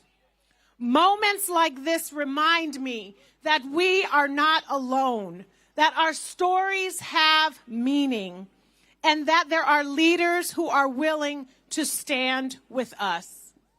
I met and hung out with Jenna Lisa today. And as I listened to her, I was struck by the extraordinary courage that it takes as a survivor to show up and stand up and look your oppressor in the eye and say, I will not be silenced. But sadly, this is a kind of courage that our president doesn't have. So as Donald Trump delivers his address and sees Jenna Lisa and her fellow survivors in the audience, he will be reminded what true leadership looks like. And it is not measured by applause from sycophants. It is measured by whether or not you stand by your word to fight against injustice, or whether you want to shield the folks who should be held accountable. But enough about Trump. I'm so tired of talking about this small man who is not worth any of our time. Because this People's State of the Union is not about him. It's about us. And what is worth our time, our commitment, our work. And y'all, let me tell you, up until November and for the next couple of years, it will be a lot of work. But what is worth our time is the future that we want to build. Every single one of us wants an America as good as her promise. And each of our dreams are different. That's what makes diversity so amazing. But there are some fundamentals, y'all, that are just non-negotiable. We have to take on the corporations and the monopolies that are squeezing every dollar out of our pockets and making us poorer. We have got to lower the cost of health care and everyday necessities. Nobody should be forced to make a decision about if they're going to pay the rent or stay alive. We have got to make the dream of home ownership real. It is not if you try to dream and work to own a home that it costs you a future and limits your future instead of allowing you to build a future. And we have got to build an education system that opens the doors for all of our young people rather than shutting them down and burying them in student loan debt. And yes, we need an immigration system that lives up to the founding ideals of this country. Diversity is not the threat. It is the very source of who we are as a nation, y'all. And we have to empower our cities, our rural communities with the resources they need to solve 21st and 22nd century problems. And above all, we must, and if you don't know it by now, then you have not been paying attention, but we must save and protect and defend and make more righteous our democracy. Because without it, absolutely none of this is possible. This weekend, I was back home in California in my district, and I was talking to one of my constituents, May. And May said, I want to be able to trust my government again. I want elected officials who will be honest with me. I want to see courage. And real talk, y'all, we have a government that is working harder to harm us than help us. Real talk, we have a government right now where justice goes to the highest bidder and the lowest kneeler. And that is not what we signed up for, And that's not what we deserve. It is time. It is way time. It is past time in Black History Month and every other month of the year, y'all. It is time for the moral goodness of this country to match our economic might. For our leaders to put people over profits, compassion over cruelty, and equity over evil. This is our country. This is our moment. And just like Jenna Lisa said, we will not be silenced. The People's State of the Union starts tonight. And we're going to keep it going every day of the week through November and to the end of this man's term until we get the country that we deserve. Thank you so much.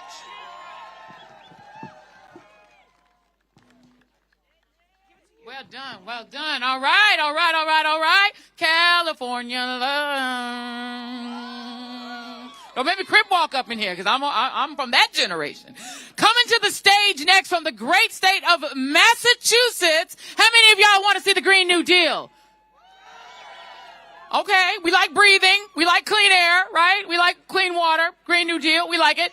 Coming to the stage right now is the champion of the Green New Deal, a man who has fought for justice, for equality, and for a country we can actually breathe in. Give it up for Senator Ed Markey. He is going to be reading a story from Gladys Vega, the president and CEO of La Colaborativa in Chelsea, Massachusetts, which has been providing critical resources and support to Chelsea and the greater Boston region since the year of our Lord 1990 by empowering Latino individuals and families, promoting educational opportunity, advocating for social justice, and fostering economic empowerment. Give it up for Senator Ed Markey. Wow. Joy Reid, what a job she is doing tonight. Just absolutely incredible, Joy. Thank you. And thank you all for being out here this evening. Tonight, I am not in the U.S. Capitol for Donald Trump's State of the Union address. I am here with you at the People's State of the Union because the State of the Union should be a moment of truth, a reckoning with reality, a commitment to the common good. But under Donald Trump, it has become a lies-a-palooza that goes on for hours with him. If he was Pinocchio, his nose would stretch across the entire length of the floor of the Congress this evening. It's one big lie, a made-for-TV spectacle, a bogus sales pitch, and a slap in the face of the millions of Americans who are living through their struggles each and every day.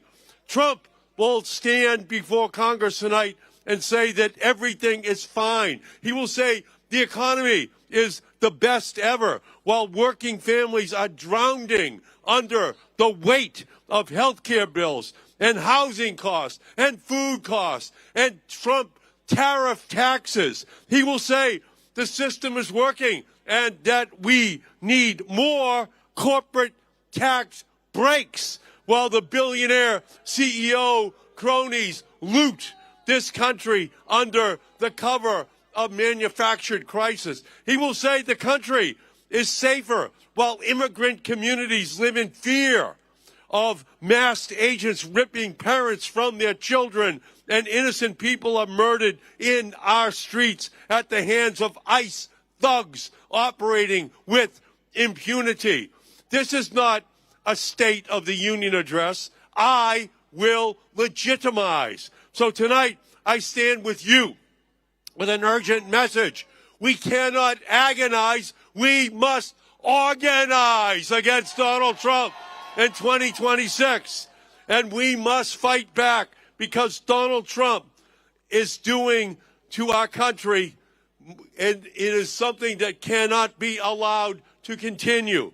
Because I will not stand while this administration attacks immigrant families and uses ICE as his own private army to use a paramilitary force that terrorizes entire communities. I will not stand by while they gut our health care system, undermining Medicaid, Medicare, the Affordable Care Act, our education system, our environmental justice funding, and looting all of that money to give tax breaks to millionaires and to billionaires. I will not stand by while they target transgender people, demonizing trans kids, banning them from schools and sports, and trying to erase their very existence from public life. Trans rights are human rights. They cannot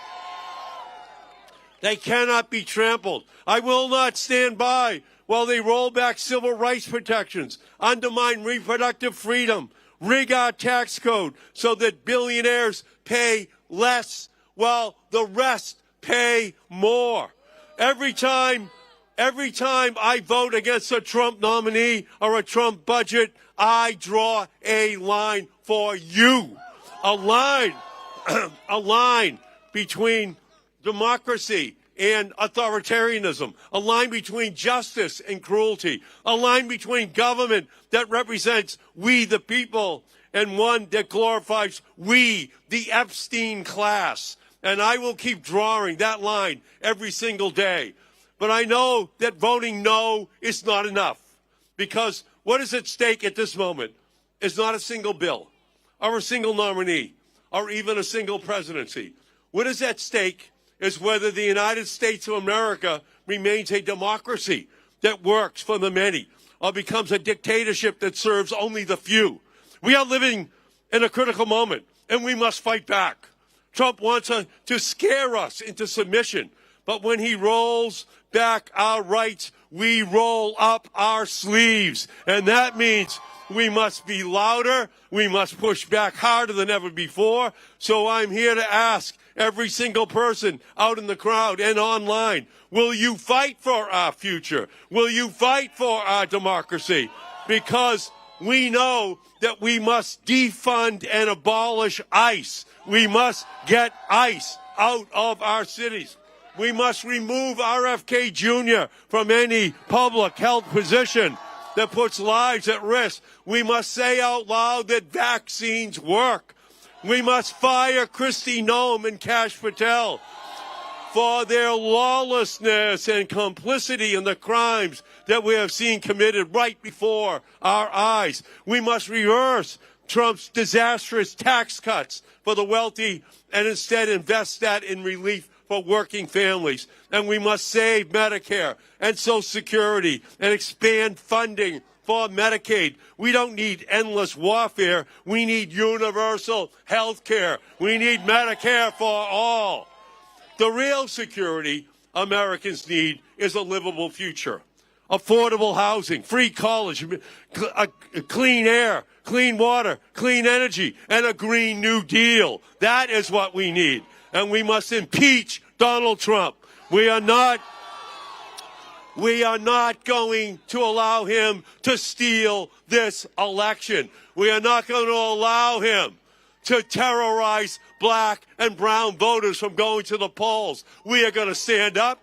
We are going to fight. If he puts the Marines and the Army out on the streets this October and November, we're going to come out by 10 million people, 20 million people, 30 million people onto the streets of this country and shut this country down for democracy, for our ability to have an election.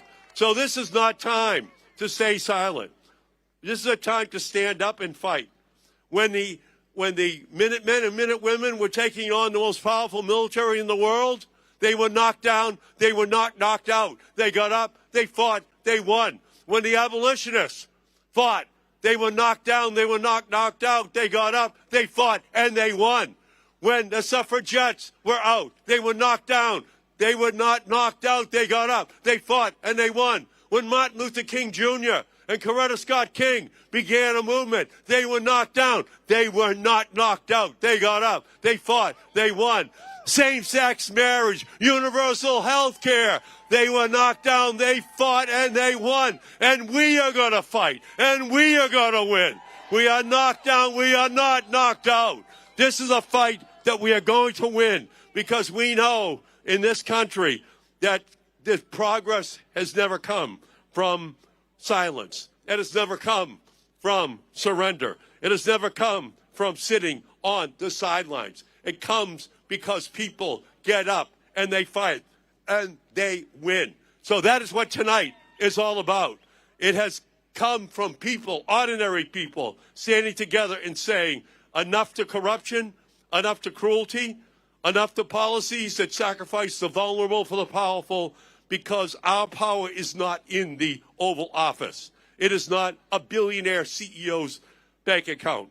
It is not a corporate boardroom. Our power is in the movement. It's on the streets of this country. It's our voices, it's our votes, it's our willingness to stand together, to fight for those who are most vulnerable in our society, to fight for our democracy itself. So let's leave here tonight saying we're ready to organize. We're ready to galvanize. We are ready to fight, not just for ourselves, but for the generations to come, because we will stand together and we will win. So thank you all so much for being here. And I'm going to read briefly a statement from Gladys Vega from Chelsea, Massachusetts, whose plane was stranded on the runway of Logan Airport and could not be here tonight. But this is her statement. As president of La Collaborativa, the largest Latin-led organization in Massachusetts, I'm grateful for the opportunity to address all of you tonight, even though I can't be there. Based in Chelsea, Massachusetts, we represent one of the communities hardest hit by the cruel, unjust tactics of ICE. In communities like Chelsea, the disappearance of loved ones is occurring every single day. Fear paralyzes the daily lives of countless residents, including those that protected us during COVID-19 and currently sustain the economy. In our cities downtown and storefronts, they are quiet, and sidewalks are desolate, with local businesses grinding to a halt. The Chelsea School District reports a major decline in enrollment and widespread absences, resulting in a budget deficit that will deprive children of education for future generations. Housing and infrastructure projects, a priority of Massachusetts, are collapsing, furthering unemployment and hardship. In communities like Chelsea, people are vanishing into thin air. Quiet mornings are punctuated by jarring violence. Students are assaulted by ICE agents sitting outside the high school. Hardworking residents are torn from their vehicles in front of their children. Families hopelessly search for signs of their loved ones who have stopped answering their phones, stopped replying to texts. They frantically call hospitals, scour social media, and come to La Collaborativa. This is the message of Gladys Vega to America tonight. It is that this must stop. This is un-American. It is illegal. It is unconstitutional. And the people are going to rise up and fight for Gladys Vega and all of those poor people who today need to know that the People's State of the Union is the beginning of a long fight that is going to result in the end of Republican control of the House of Representatives and the Senate in the United States of America in 2026. Thank all of you for being out here tonight. Thank you for your willingness to stand and fight. Thank you. Oh, my goodness. Thank you. You're going to get us that tariff money, too, aren't you? Where's my check? I know. Where's my check? That's what the senator's doing. He's going to get us our money. Because otherwise, we don't get shit. All righty. So, there's a Shakespeare saying, it's a quote that I have in my social media profile. It says, though she may be little, she be fierce. And that's what we got with Congresswoman Becca Balint from the state of Vermont.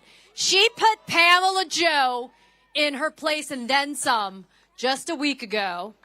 And tonight she's joined by a very special guest, Mohsin Madwadi. Now, Mohsin showed up for an immigration appointment, a citizenship appointment, and then was illegally detained for at least 2 weeks. Why? Because he dared to express a position that Donald Trump didn't like. And as we see, our free speech, our journalists our First Amendment under attack, the Trump administration is making one thing clear. It's only what he wants you to think and say, because everything else will result in you being arrested, thrown into detention. But what happens is the rule of law, when we've got judges and the rule of law doing what it's supposed to do, we have justice. Please welcome Congresswoman Becca Balint and Mohsen Madawi. Hey, hey, hey! Nice to see you all out here tonight. We could not be more excited to be here with all of you. So I like to refer to myself as that scrappy little dyke from Vermont. But tonight, I'm America's scrappy little dyke. I'm a bare-knuckle brawler with a heart. And that's what we need right now. We need people who are both going to bring the fight, and they're going to do it with an open heart, with compassion for all people living in this country. So thank you for being here tonight. We are going to draw strength from each other. That's why we've come together tonight. Now, I know many people out here are feeling angry, and you're feeling anxious and frustrated. I get it. This administration is trying to break us. But they can't. Because, in the words of June Jordan, we are the ones we've been waiting for. We are the ones. We are the ones we've been waiting for that are going to change the course, are going to turn the tide on this dark, dark time. It's us. It's not that man in the building behind me who spreads division and fear. It's us. It's in our hands. And it is our collective courage that is going to make the difference. So I wanted to be out here tonight with people who are forward-looking, people who understand the stakes, and that we have to stand up for not just our individual rights, but for the rights of everyone across this country. And we must be the light for each other. Don't lose heart.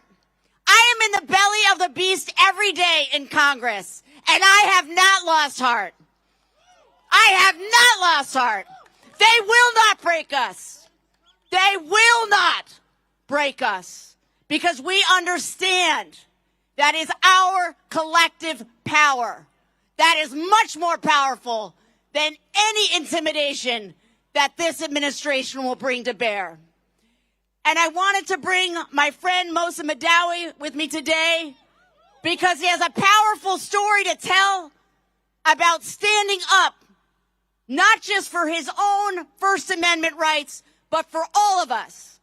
So I'm going to turn the microphone over to Mohsen so he can tell you his story, and you will understand why he is an inspiration for so many people, not just back in Vermont, but across this country. Mohsen, thank you for coming tonight. Please tell your story.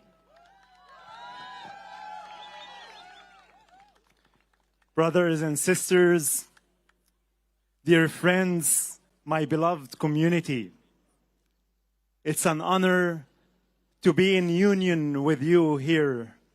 You, the American people, you are the people. It's also my honor as a Palestinian refugee, a descendant of the Nakba survivors, to stand here in solidarity with and to carry the torch for justice and for peace with Congresswoman Becca Balint, who is also a descendant of Holocaust survivors, a Jewish woman. If there is light, this is part of the light. 12 years ago, I came to this country carrying with me not only the experience of living under the Israeli occupation in a refugee camp without freedom, never tasted the freedom or the safety, but also I came carrying with me my inner child, a child that was deeply wounded by trauma. At the age of 8, I buried my brother At the age of 11, I saw my best friend getting shot and killed in front of my eyes. At the age of 12, I witnessed an Israeli strike that killed several people and shattered them into pieces. I collected their body parts in my own hands, peeling off skin off the wall and collecting fingers off the ground to put it in plastic bags to honor their lives. But I'm not here to talk about the darkness of injustice. I am here to talk about the light of hope and the light of love. And this is something that America has shown me when I came here. In America, and for the first time in my life, not only I've experienced safety and love, but also I found the American people who hosted me, who guided me, who helped me to heal from my inner childhood trauma. In America, I learned that the human being is not the enemy. The enemy is the system that capitalizes on fear, on ignorance, and on segregation. The fear that divides Republicans and Democrats, the people. The fear that divides citizens and immigrants, the people. The fear that creates monsters and creates division in America. And in America, I also learned what MLK has said, injustice anywhere is a threat to justice everywhere. Injustice everywhere is a threat to justice everywhere.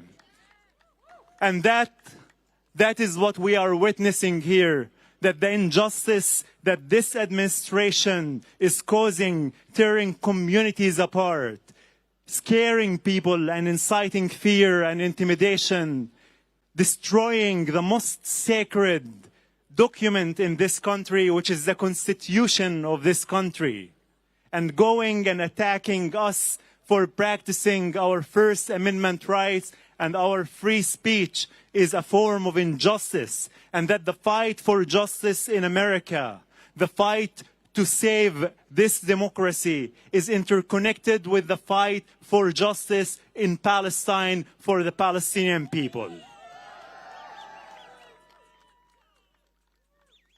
Now, about a year ago, the Trump administration came after me during my citizenship interview, not for violating any law, but for speaking my truth, the truth from a place of love, from a place of empathy, from a place of compassion, my truth that I don't want to see children in Palestine or Israel or in America or anywhere else to suffer like I've suffered when I was a child.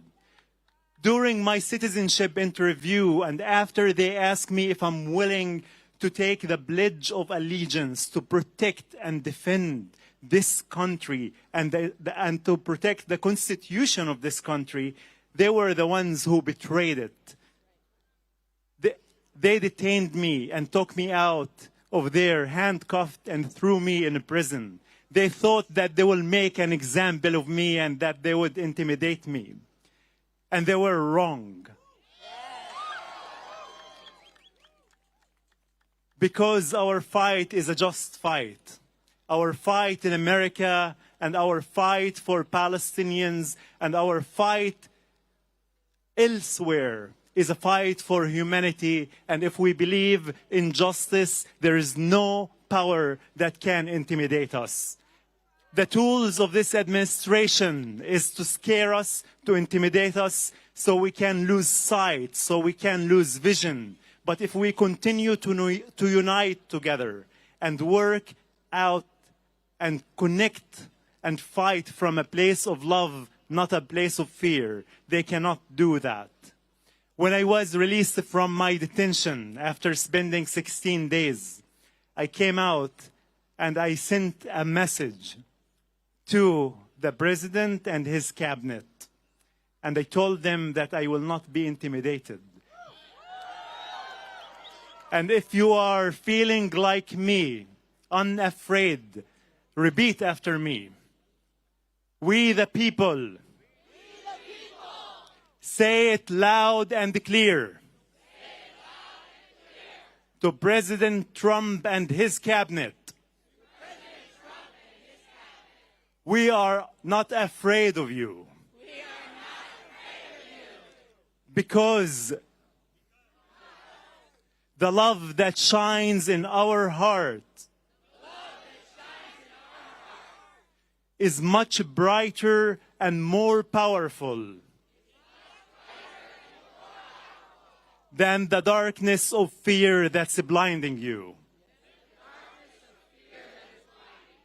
The people united will never be defeated. The people united will never be defeated. The people united will never be defeated. The people united will never be defeated. Everyone, onward with courage, every single one of us. Strive beyond what you think is possible. Give other people hope and inspiration. It is our collective courage that is going to get us through. Thank you so much for being out tonight. Thank you.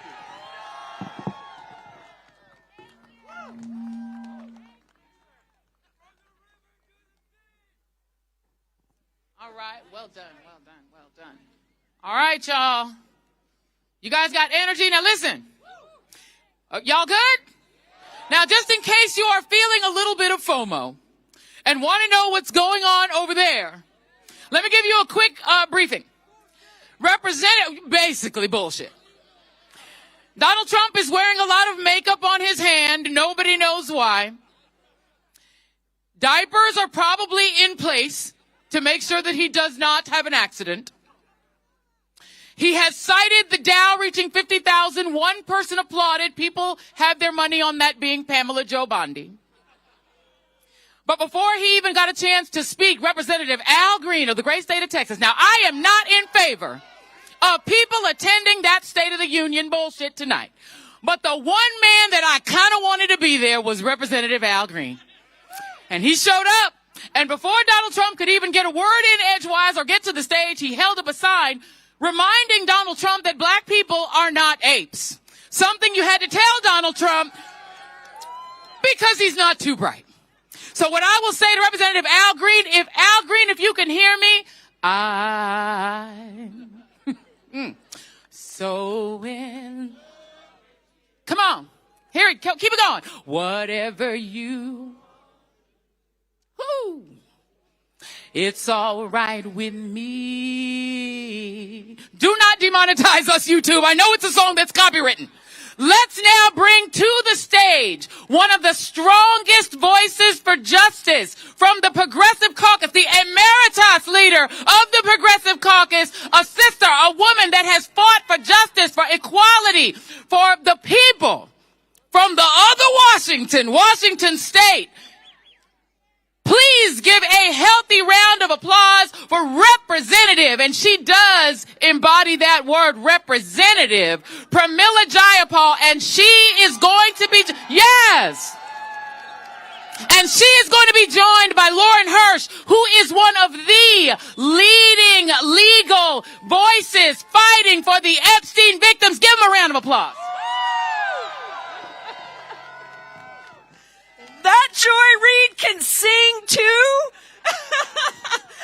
Hey everybody, it is so good to be with you. Thank you for being out here in the cold at the People's State of the Union. I really appreciate MoveOn organizing this tonight and all the people that are on the live stream across the country, because this matters. It matters that we are out here and that we are not in that chamber. Because when we look at the People's State of the Union, people in Minnesota, in Illinois, in California, Oregon, who have stood up nonviolently and with tremendous risk to their own lives to this authoritarian regime that murders its own citizens in the streets and then lies about it. They are saying, not on our watch. People are saying not on our watch to an illegal and unconstitutional administration that kidnaps and disappears immigrants of every status who call this country home. An immoral administration that incarcerates tens of thousands of immigrants, including children. Children in for-profit jails where 39 people have died in the 1 year that Donald Trump has been in office. We say not on our watch. Working and poor Americans who watch while Donald Trump makes billions for himself and his billionaire buddies using grift and corruption and stealing from the American people, all the while stripping health care and housing from tens of millions of Americans and driving up costs everywhere. Not on our watch. And yes, our trans kids across this country who are sick and tired of being bullied because it's not trans kids driving up your rent. It is the billionaires doing that. We are standing up for our trans kids across the country. And of course, the survivors. The survivors who are showing us exactly what courage and resilience looks like.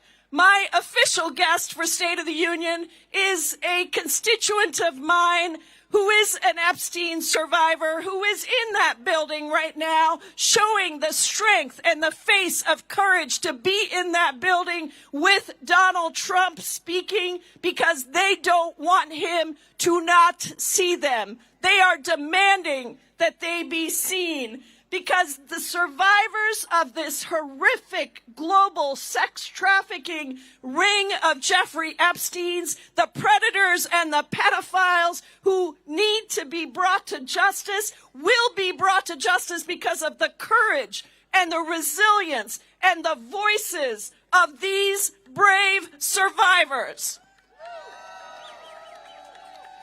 So yes, Donald Trump, we are out here instead of in there because our State of the Union is strong, because the people of this country are strong, and we will not sit down, shut up, move on, or be silenced. We demand that all the predators, the pedophiles, the grifters, the lawless agents, and you, Donald Trump, be brought to justice. It has been the honor of my life to work with real survivors in every single realm that we're talking about tonight. And tonight I have the honor to introduce a woman who has been an indispensable part of our Epstein survivor movement, who has been working with the survivors to demand that the United States hold these predators accountable. Yes, we should lock them up. And to make sure that we prosecute them, that we bring them down, that we hold them accountable, just like we see in the UK and around the world. Tonight, inside the chamber, Donald Trump will have to face those survivors the same damn way that I forced Pam Bondi to face those survivors in the Judiciary Committee. And so please join me in welcoming the amazing, the strategic, the remarkable Lauren Hirsch, who is the co-director of World Without Exploitation. Lauren Hirsch, give it up for her. Well, that is a tough act to follow. I am so honored to be here tonight with you, and especially with you, Representative Jayapal. This is one amazing woman who has stood beside these survivors through thick and thin. And we will make sure that every single file is released. And I know that they're over there making sure that every file is released. And you have exhibited extraordinary leadership. So thank you. For 30 years, Jeffrey Epstein operated one of the largest sex trafficking rings in the world. It was a vast web of powerful men committing horrific acts of violence against women and girls, and it was in plain sight. For decades, our government didn't just look away, but they buried the truth. While survivors were forced to carry unimaginable pain in silence. But this summer, everything changed. In September, Epstein survivors came together and made something unmistakably clear. The days of powerful men operating with impunity are officially over. And it has been a wild 6 months. But now we are in a serious moment of reckoning. Every day we're witnessing the untouchables collapse before our eyes. Prince Andrew is no longer a prince. He is no longer shielded by a royal title, and he faces criminal charges. Around the globe, exploiters who once hid behind wealth and influence in institutions are beginning to fall like a giant game of dominoes. We aren't quite seeing that here just yet, but I'm pretty sure I heard you. It's coming. And in this moment, when we're being told and they're being told to move on and there's nothing to see, survivors are doubling down and they are reclaiming their power. They are at the State of the Union tonight and they are facing an administration who has betrayed them time and time again. To every survivor out there who refuses to disappear, you are changing history. Keep speaking your truth because the earth is shaking. Give it up for Lauren Hirsch and the survivors across this country. We will bring justice. Keep standing up. Keep speaking out. Keep building our movement because this is our democracy. Thank you, everybody. Have a great night.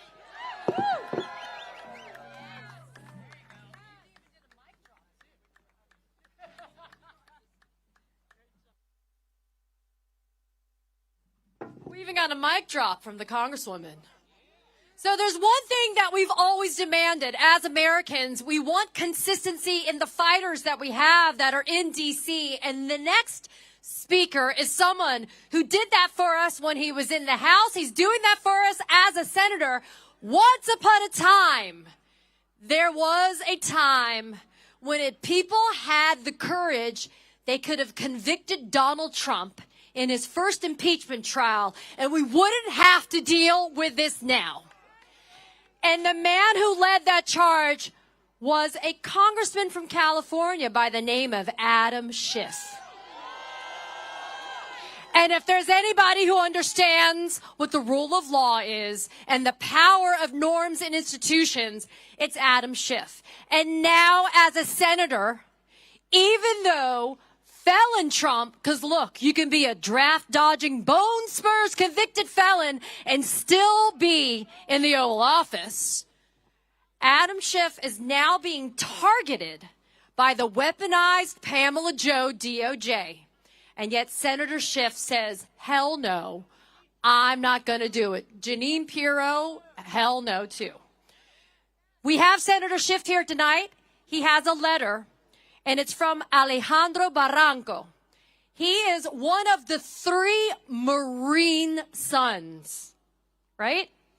He is a veteran and a son of a landscaper that we saw on video working hard. Because only in Trump's America can you be working hard on a Saturday as a landscaper, get chased down by federal agents, and get your ass beaten, right? Only in Trump's America. But Senator Schiff is here. He has a letter from Alejandro Barranco, one of 3 Marines in that family who have given everything in service of this country to only in turn see their father be punished. Please welcome a true fighter to our stage, Senator Adam Schiff.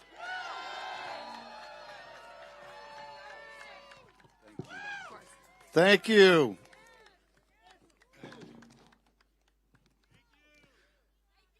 Thank you. Thank you for being out here in the cold. Thank you for speaking truth to power. I am very proud to join you. Tonight, the president stands under the Capitol dome, claiming that our union is stronger than ever. Of all the lies that he will tell in his long and rambling address, this may be the most painfully false. Due to his hate, his cruelty, and his indecency, we are more divided now than at any time since the Civil War. Trump's promises have all been broken. He promised to bring down costs, but inflation is up. He promised to bring back jobs, but manufacturing has fled. He promised to end trade deficits, but they have reached all-time highs. But no failure is more glaring, more significant, or more damning than his failure to bring our country together. In January of 2017, Donald Trump stood just a couple hundred yards from this place and took the oath of office for the first time, swearing to uphold the Constitution. As you recall, he painted a dystopian portrait of the country, which he described as American carnage. Little could we know at the time it was less a portrait of the country as it existed then, as much as a prophecy of what he would seek to bring about in the future. For he has created chaos in our streets. Masked, heavily armed, and poorly trained ICE agents and Border Patrol forces sweep through major cities, demanding to see people's papers.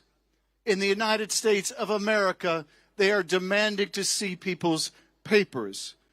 They have detained citizens and non-citizens alike, shot people dead through their windshields and while laying face down in the street.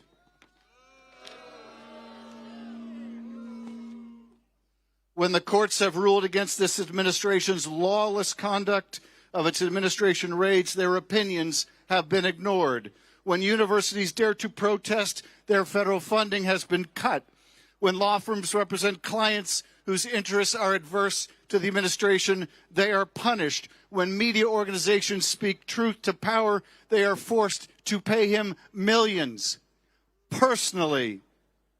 All of this violates the oath the president took to faithfully administer the laws, to vigorously defend the Constitution. Thankfully, our founders gave us the tools to fight back against a man who would be king.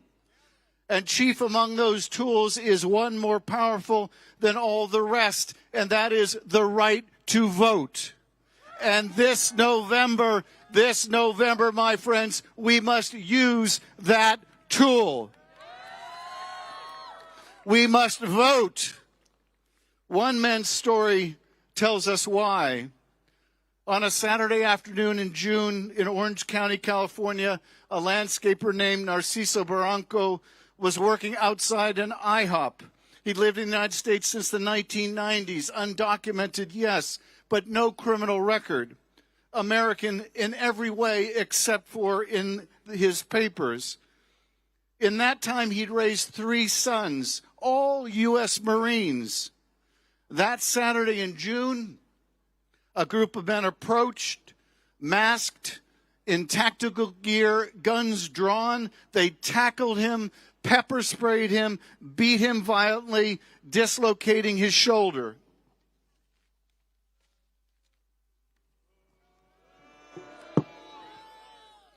They detained him, no food, no water, no medical treatment for 24 hours.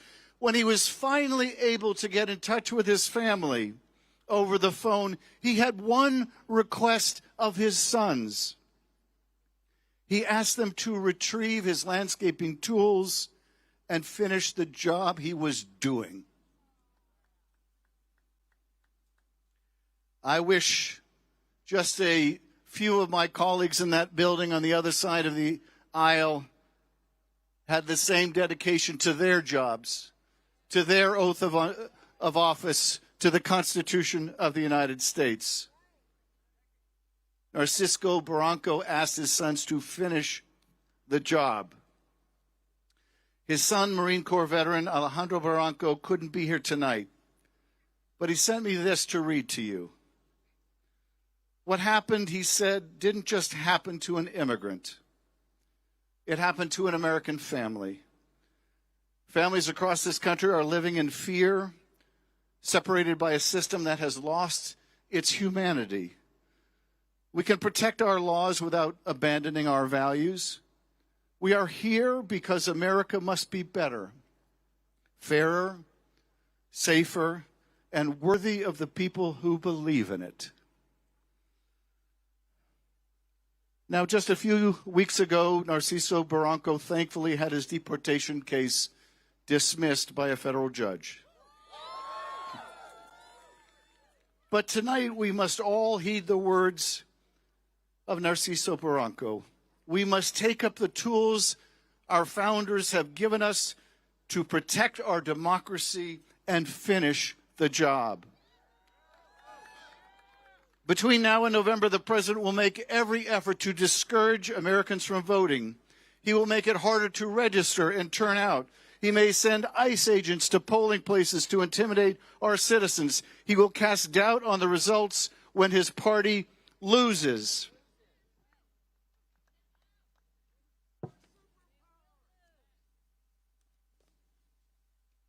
Our response must be to work harder, organize better, turn out higher than ever before. We must view every obstacle placed in our way as a challenge to be overcome, with resilience, with defiance, as a gauntlet thrown down that we must pick up. The fight for our democracy is a fight worth having, for it is democracy that makes all progress possible, and it is a struggle we can win if we pick up the tools we have been given and finish the job. In November, are you ready to finish the job? In November, are you ready to throw the bums out? In November, are you ready to defend our democracy? In November, are you ready to push back, to fight back, and to save this country? Let us pick up the tools our founders gave us and let us finish the job. Thank you, and God bless you for being here. Thank you so much. Thank you.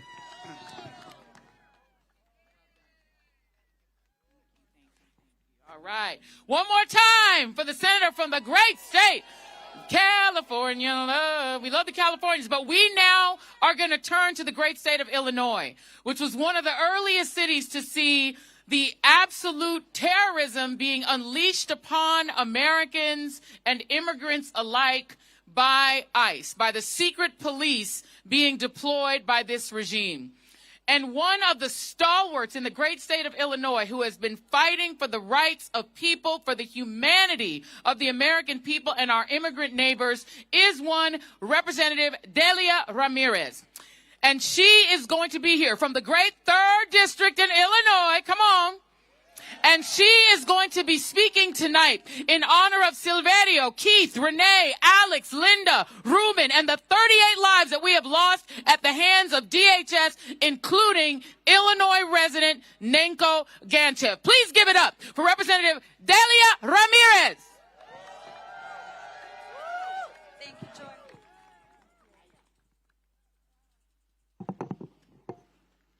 Folks, in 5 months, you're going to be really hot. Just remember that, okay? I'm trying to remind myself of that.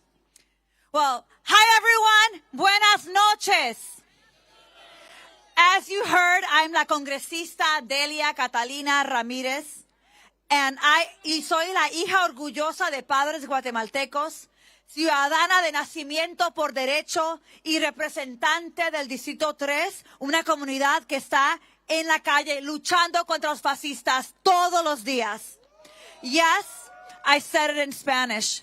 Because even as the fascists seek to diminish, to divide, and dehumanize us, we must remain powerful and defiant to fascists. You know, I talk a lot about the authoritarian playbook and how this administration casts the other as enemies, weaponize fear, perpetrate corruption, and reward cruelty and abuse executive power. But tonight I want to talk to you about the Trump and his administration and their abuse. They're abusing the power of government to persecute dissent. They're abusing immigration enforcement to terrorize us. They're abusing detention to punish our neighbors. They're abusing the military to occupy our cities. They're abusing federal resources to enrich their donors, their campaign donors. They're abusing the justice system to silence survivors, discredit victims, and avoid accountability. We need to see that everything that Donald Trump and his cronies are doing are interconnected abuse intended to intimidate us, to control us, and to try to destroy us. They want us small and they want us silent. And they've tried to silence us by chokeholds, by full body restraints, by criminal charges, by care withheld, by reckless chases, by people disappeared and even executed. But let me tell you, today in that gallery, my seat is empty, representing more than the 40 lives we have lost to the violence of the Trump administration, who want our resources, our freedoms, our lives to advance their imperialistic, fascist, authoritarian agendas. But here's the thing. They can try to persecute us. They're going to try to terrorize us, punish us, occupy, and discredit us. But they will never, ever silence us. Am I right? Because el pueblo unido jamás será vencido. We are the legacy of the leaders who look at abusers in the eyes and refuse to be silent, and we fight back. So tonight, I'm calling us to remember who we are. We are being targeted by a regime that wants to break our resistance, make an example of us, because in fact, we are strong. We are powerful, and we are unafraid.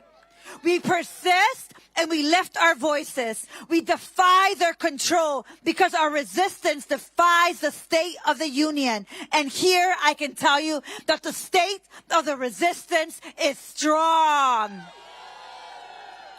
So look, tonight, I'm not interested in moments of silence. I'm not willing to sit there silently while the abuser-in-chief lies, manipulates, and gaslights the American people. I stand with el pueblo, with the people, defiantly speaking the names of Silverio, Keith, Renee, Alex, Linda, Ruben, and the 38 people who have died in ICE detention since the start of 2025. I'm talking about Lorth, Eber, Victor, Paradi, Luis, Geraldo, Luis, Nenko, Delvin, Far, Jean, Shiraz, Pete, Francisco, Kai, Gabriel, Hassan, Leo, Miguel, Hubin, Norlan, Ismael, Santos, Oscar, Lorenzo, Chufang. My fingers, one moment.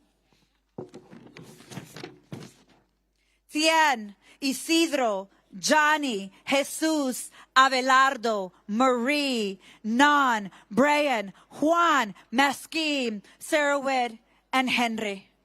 Tonight, I ask you to be as loud as you can and say with me, we demand justice. Say it with me. We demand justice. We demand justice.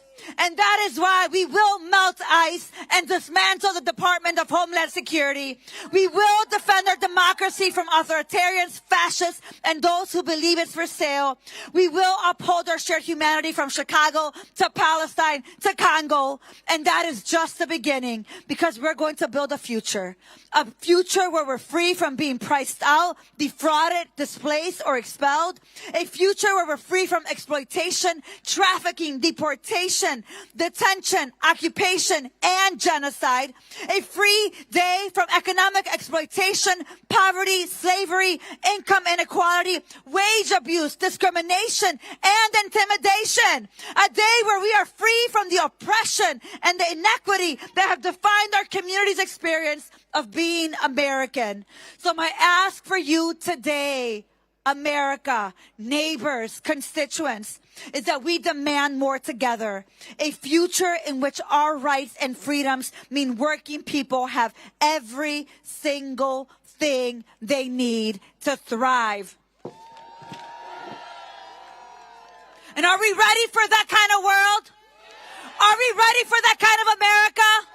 Are we going to fight like hell for it? Because listen to me, and listen to me loud and clear.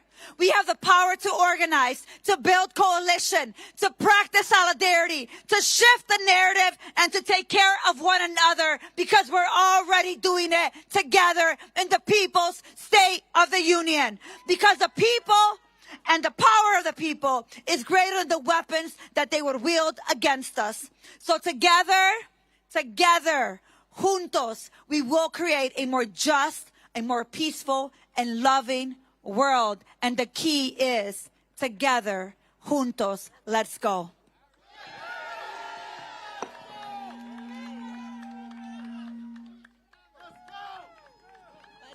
And let's abolish ICE while we're at it, huh? Muchas gracias.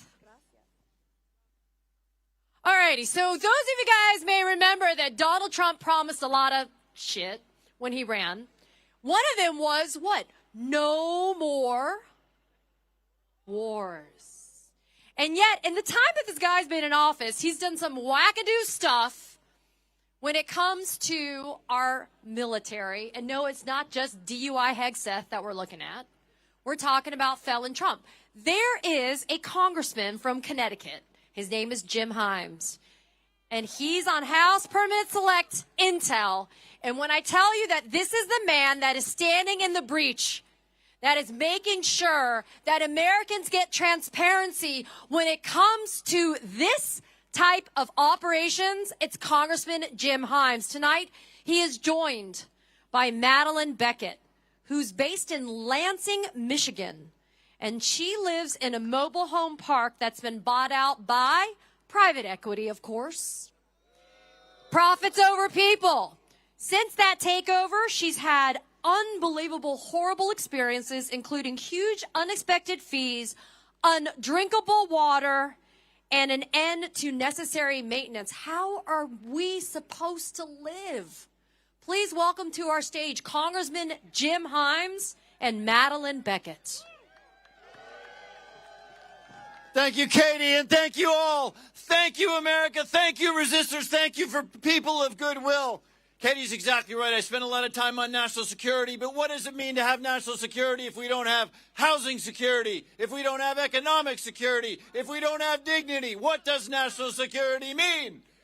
I am so happy to be with you tonight because I caught the very beginning of that speech, and I heard President Trump say that we're the hottest country, that everything is fine, that people are richer and better and bigger than ever before. I don't know who he was talking about. Maybe he was talking about Ivanka. Maybe he was talking about Jared. Maybe he was talking about his billionaire cabinet members. But you know what? He wasn't talking about us. He certainly wasn't talking about Madeline.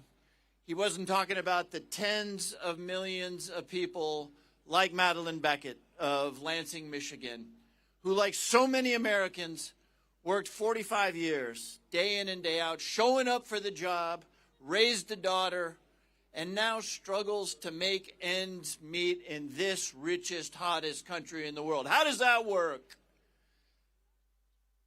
You can't do much in this country if you can't afford a home, if you can't pay the rent. Too many of my constituents have given up on the idea that their kids might live in the communities in which they grew up. They have given up on the idea that they might advance and maybe save a little something for retirement or to educate their kids, because we have a housing crisis in this country. We got to build 5 million units just to get back to a place where Americans can afford housing. And in the meantime, hardworking, middle-class, true Americans, and by true Americans, I mean people who go to work every single day and who at the end of the week worry a little bit about those bills who are coming in the coming week. Real Americans who understand what it is to live in this country and to work hard and to live with dignity are getting squeezed out. There have been a lot of politicians up here tonight, but we got to never lose sight of who it is that we're fighting for. And so for that reason, it is my profound honor to introduce you to Madeline Beckett of Lansing, Michigan. Madeline, thank you so much for being with us here tonight. Thank you. Thank you. This, by the way, is the first time that Madeline Beckett has spoken in front of a crowd. So we're going to help her along. Big round of applause for Madeline Beckett. Thank you.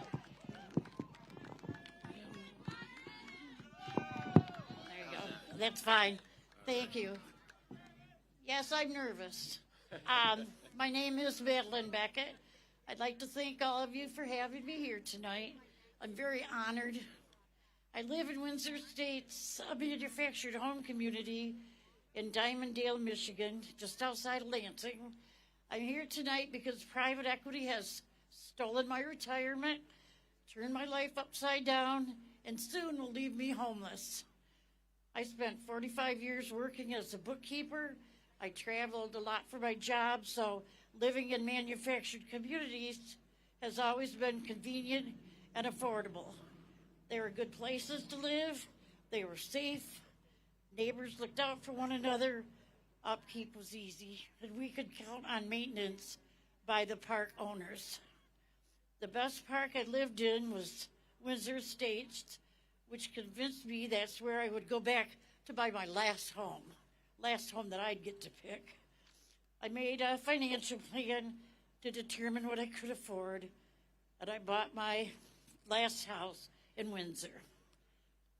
And it was great. It was exactly what I hoped for, and it was a good neighborhood. Then the private equities came along, and the first place they bought was only there for 6 months. Then they just sold it to another firm, another private equity, and they took advantage of the fact that we're trapped. We can't move our homes. They raised the rent. They added all kinds of fees. They reduced their staffing. And they bleed people like me dry. They're now charging us water, which used to be included in the rent, and that's over $100 a month. Plus, we get to pay them an administration fee and pay for our trash, which also was included in our rent. Thank you. The best thing about it is we paid, Oh, I'm sorry.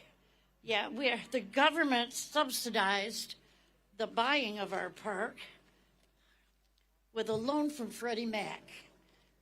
My tax dollars helped steal my retirement. After all the added costs, I am now on the verge of being homeless. I don't have anywhere to go. I started going to meetings of the local homelessness coalition to figure out what to do when I lose my home.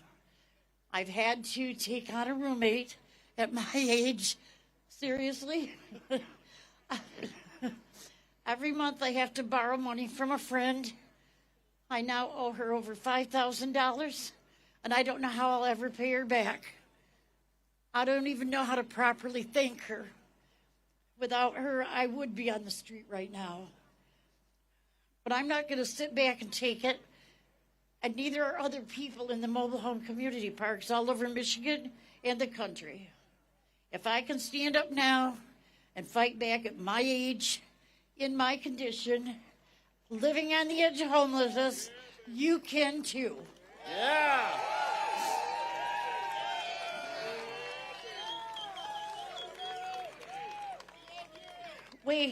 We need all of you here to put limits on how much these corporate landlords can raise our rents, and we need it now.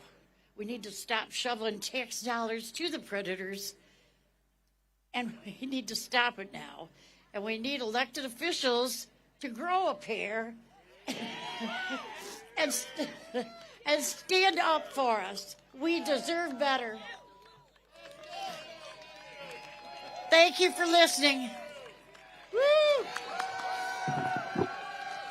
Thank you, Madeline. Do we think that Donald Trump knows about Madeline? Do we think he cares about Madeline? America is Madeline Beckett. That's who we're fighting for. Thank you, everybody.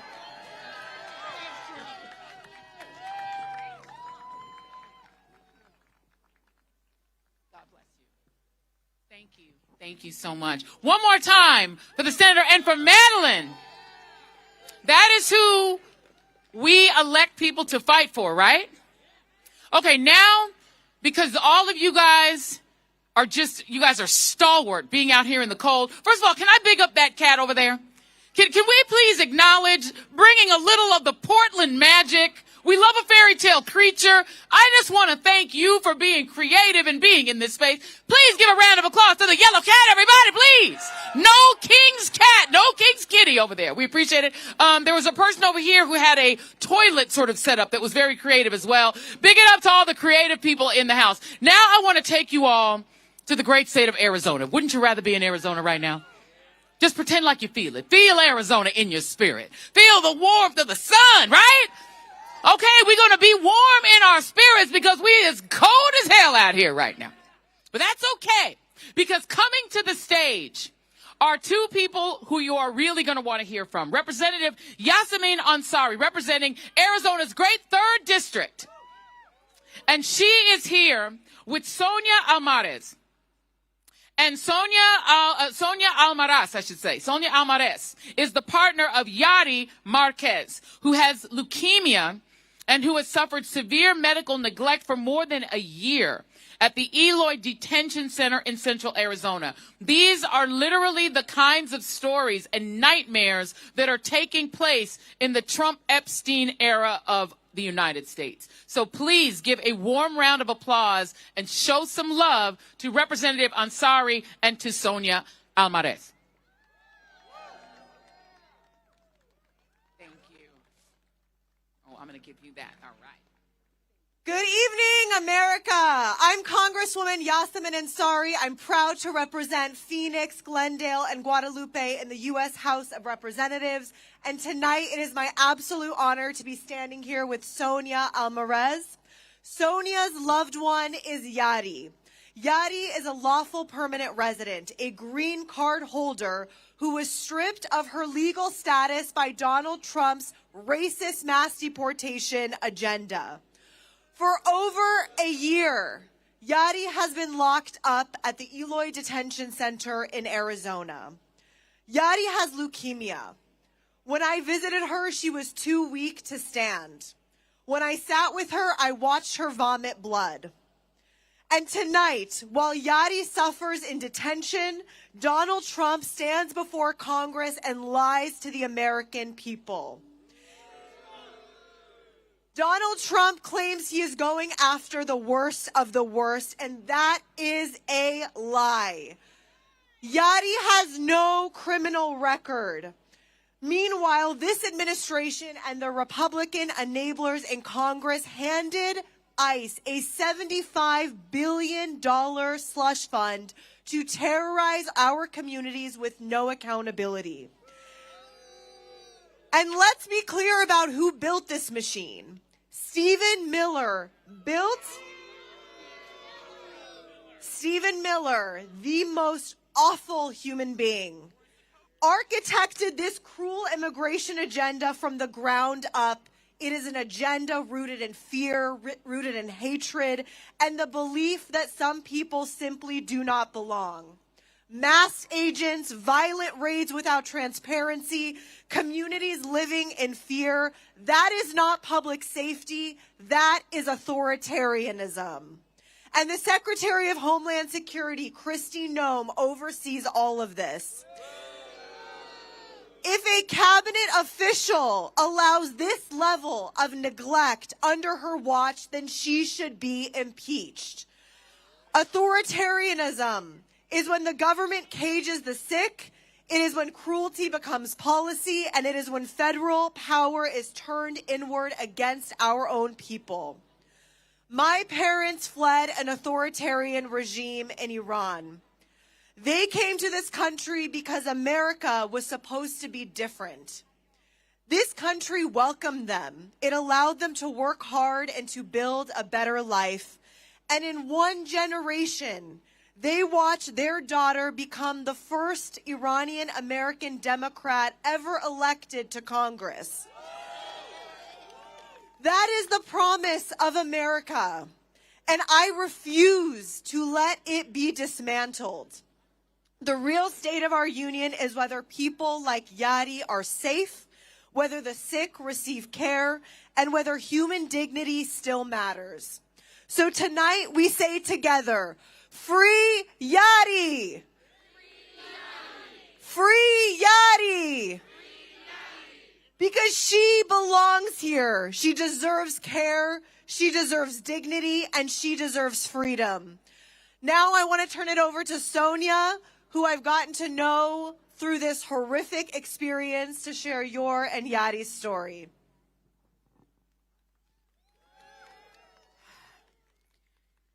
Thank you, Congresswoman Ansari. I'm honored to stand with you tonight to expose Transreal's State of the Union. Yadi is not a criminal, and for a year now, I have had to watch her health. I am so sorry.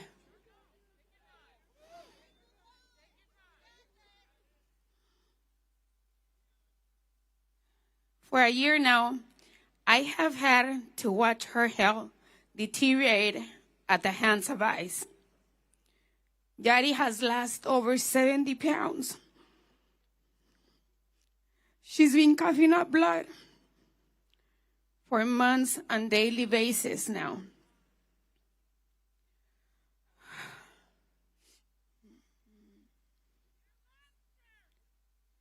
She's too weak to stand. She has been diagnosed with lymphedema and arthritis on top of her cancer, and now relies on a walker just to move.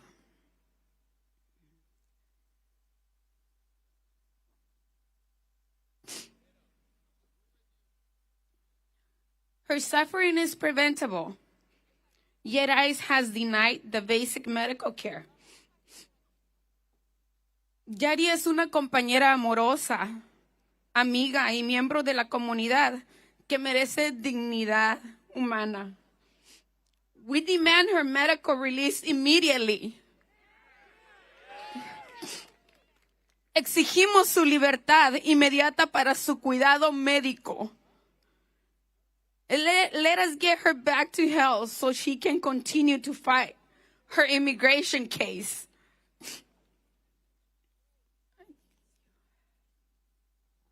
Thank you, Sonia. We will never stop fighting for Yadi. Give Sonia a round of applause.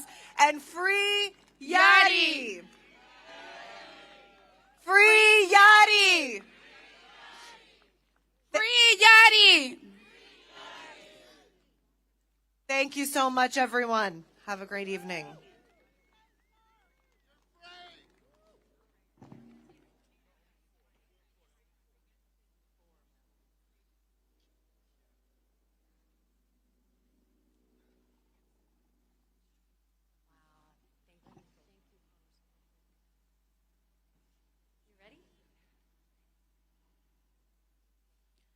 We appreciate all of you still being out here. We know it's cold, but this mission is very important. We now have the privilege of being able to listen to Charlene Rochard, a model, an actress, and perhaps in her most important role, an advocate. She is a survivor of the horrors of Jeffrey Epstein. She has bravely spoken publicly about her experiences of being trafficked as a child, sustaining and suffering from the sexual abuse at the hands of Jeffrey Epstein, and the exploitation of her, and I want to underscore, as a child. And yet the Republicans continue to want to hide from the American people and from the world the transparency that Charlene and the other Epstein survivors deserve. Charlene, this is your time.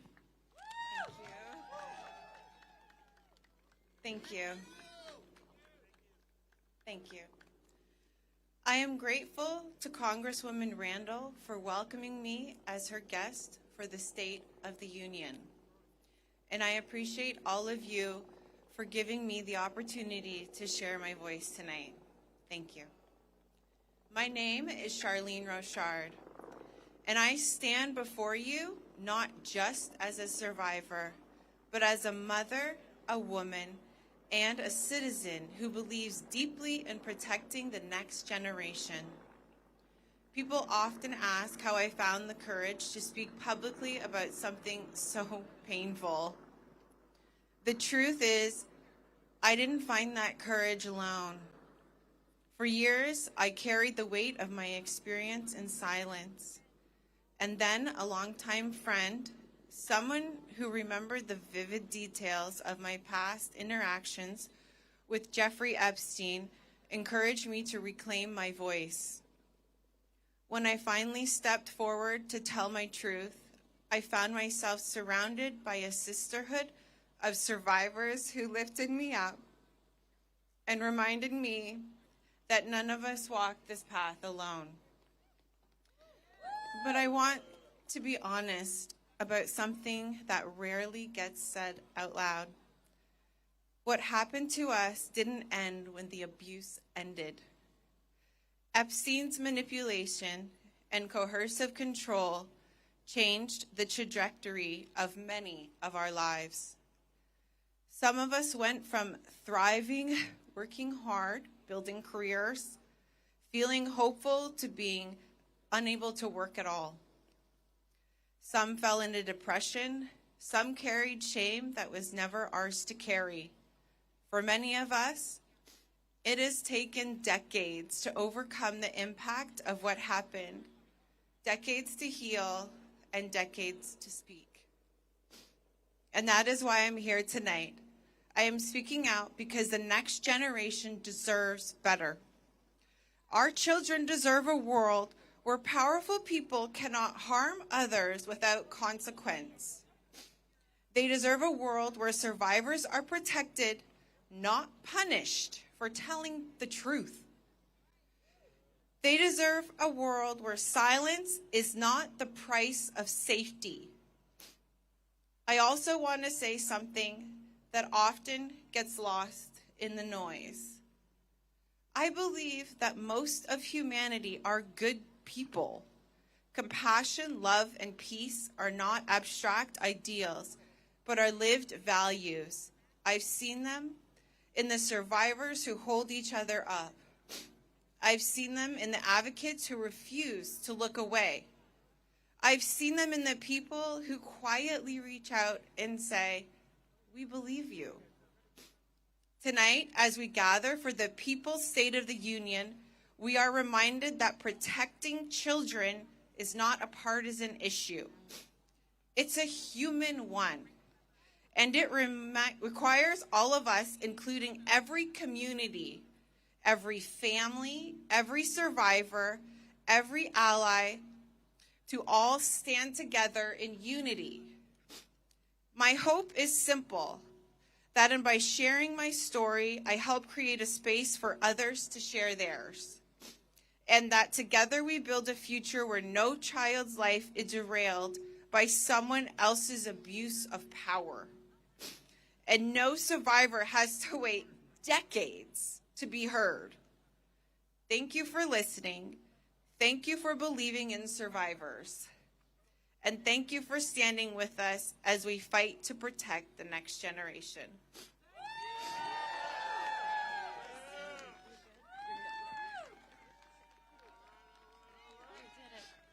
Please, everybody, let's please support Charlene right now, and please just show her a round of applause for the courage. This is why we're fighting. Thank you, Charlene.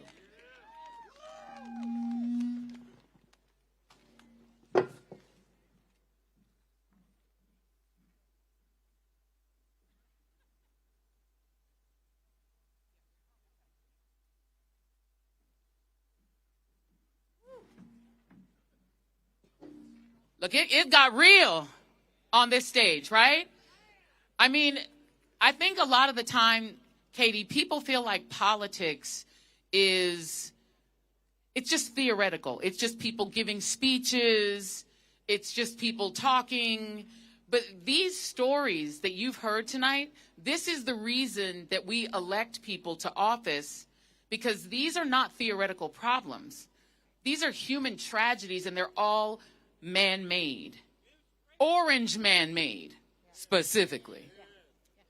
And what's happened to some of these folks, it is criminal. And somebody ought to go to prison for it. That's right.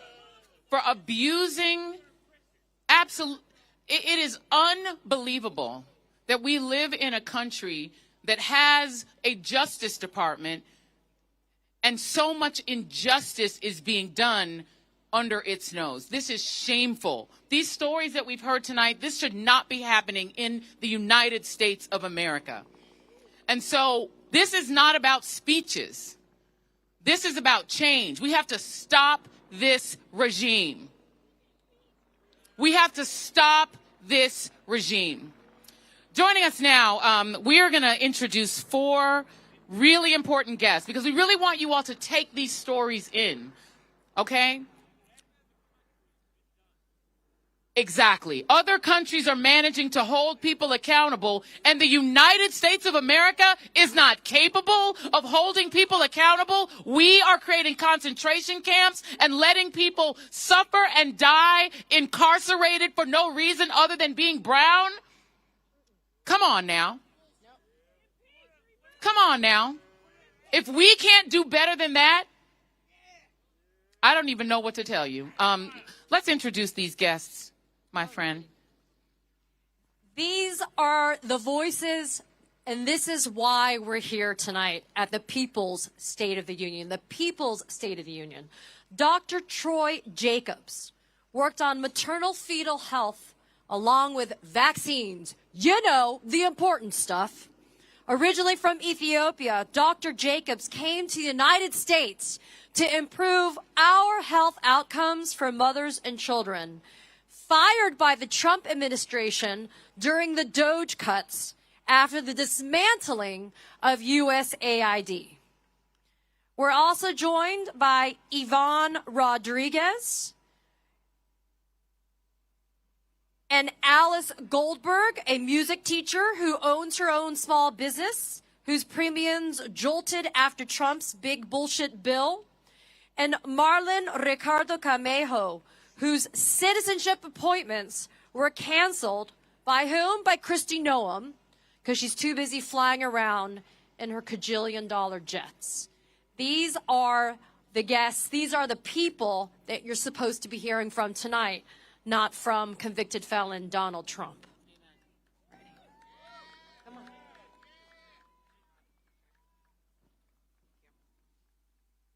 Okay. It's called, y'all. Good evening, everyone.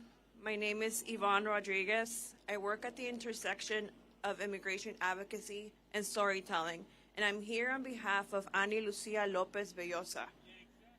Ani was wrongfully deported while on her way to surprise her family for Thanksgiving. She was standing in the airport lobby waiting to board when agents scanned her ticket twice and claimed there was an error. Moments later, 2 ICE agents approached, handcuffed her, and took her away. She spent the night in detention, and less than 24 hours later, she was deported to Honduras, a country facing deep instability in a place she has not called home since she was 8 years old.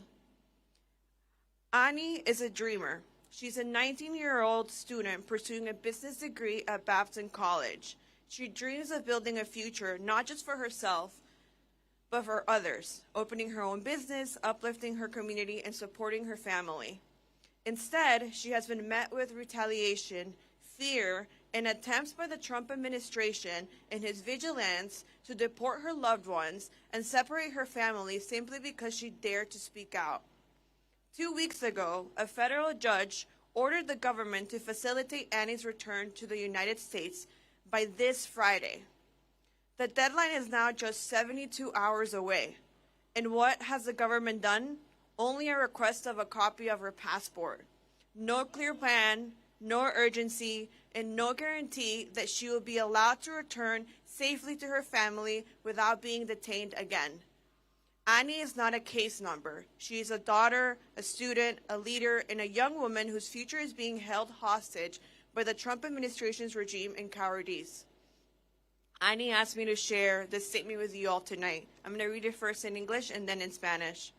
I want to come home. I want to return to my school, to my family, and to the life I have worked so hard to build. I have done everything asked of me, followed every rule, and still I was treated as if I did not belong. I refuse to give up on my dreams, and I refuse to be silent. I am asking for fairness, for dignity, and for the chance to continue the future I started in the only country I truly know as home. Now in Spanish. Quiero volver a casa. Quiero regresar a mi escuela, a mi familia y a la vida que he trabajado tan duro para construir. He hecho todo lo que se me ha pedido, he seguido cada regla y aún así fui tratada como algo desechable. Me niego a renunciar a mis sueños y me niego a guardar silencio. Estoy pidiendo justicia, dignidad y la oportunidad de continuar el futuro que comencé en el único país que es mi hogar. The government has a court order. The clock is ticking, 72 hours. And we will not stop speaking until Annie is brought home. Thank you.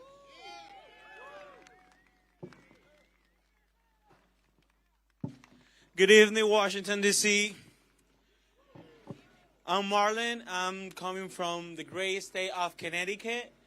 I'm son, and also I'm an immigrant. I'm Cuban immigrant that came to this country 3 years ago. I'm here talking on behalf of my dad, Moses Ricardo, that he came to this country 17 years ago, escaping from a dictatorship in Cuba, which is crazy. Yeah, a so tough regime. And now, 17 years later, my dad has to face another authoritarian regime in the U.S., so it's crazy. So 17 years later, my dad has been here working so hard, doing his best, fighting with the fire in California, helping people in the hurricane in North Carolina. Now the administration, this Trump administration, told him that he's a threat for this country. And he cannot become a citizen because he's a threat. There is nothing that can prove more that somebody's not a threat than 17 years working and supporting the country that he loves. I came to this country, he was the one that taught me to love the greatest nation in earth. But that's not what we're seeing. As I said, I'm coming from a regime. It's so important to remark this. So Castro and so many other dictators, they were elected. So those that said, okay, this guy is not a dictator, is not going to be a dictator because people elected. No, that's not the point. He can do it. We are not going to let him. That's for sure. We are not going to let this guy be a dictator. All right? We have two really good people behind us that's going to fight him. And we have to support him too.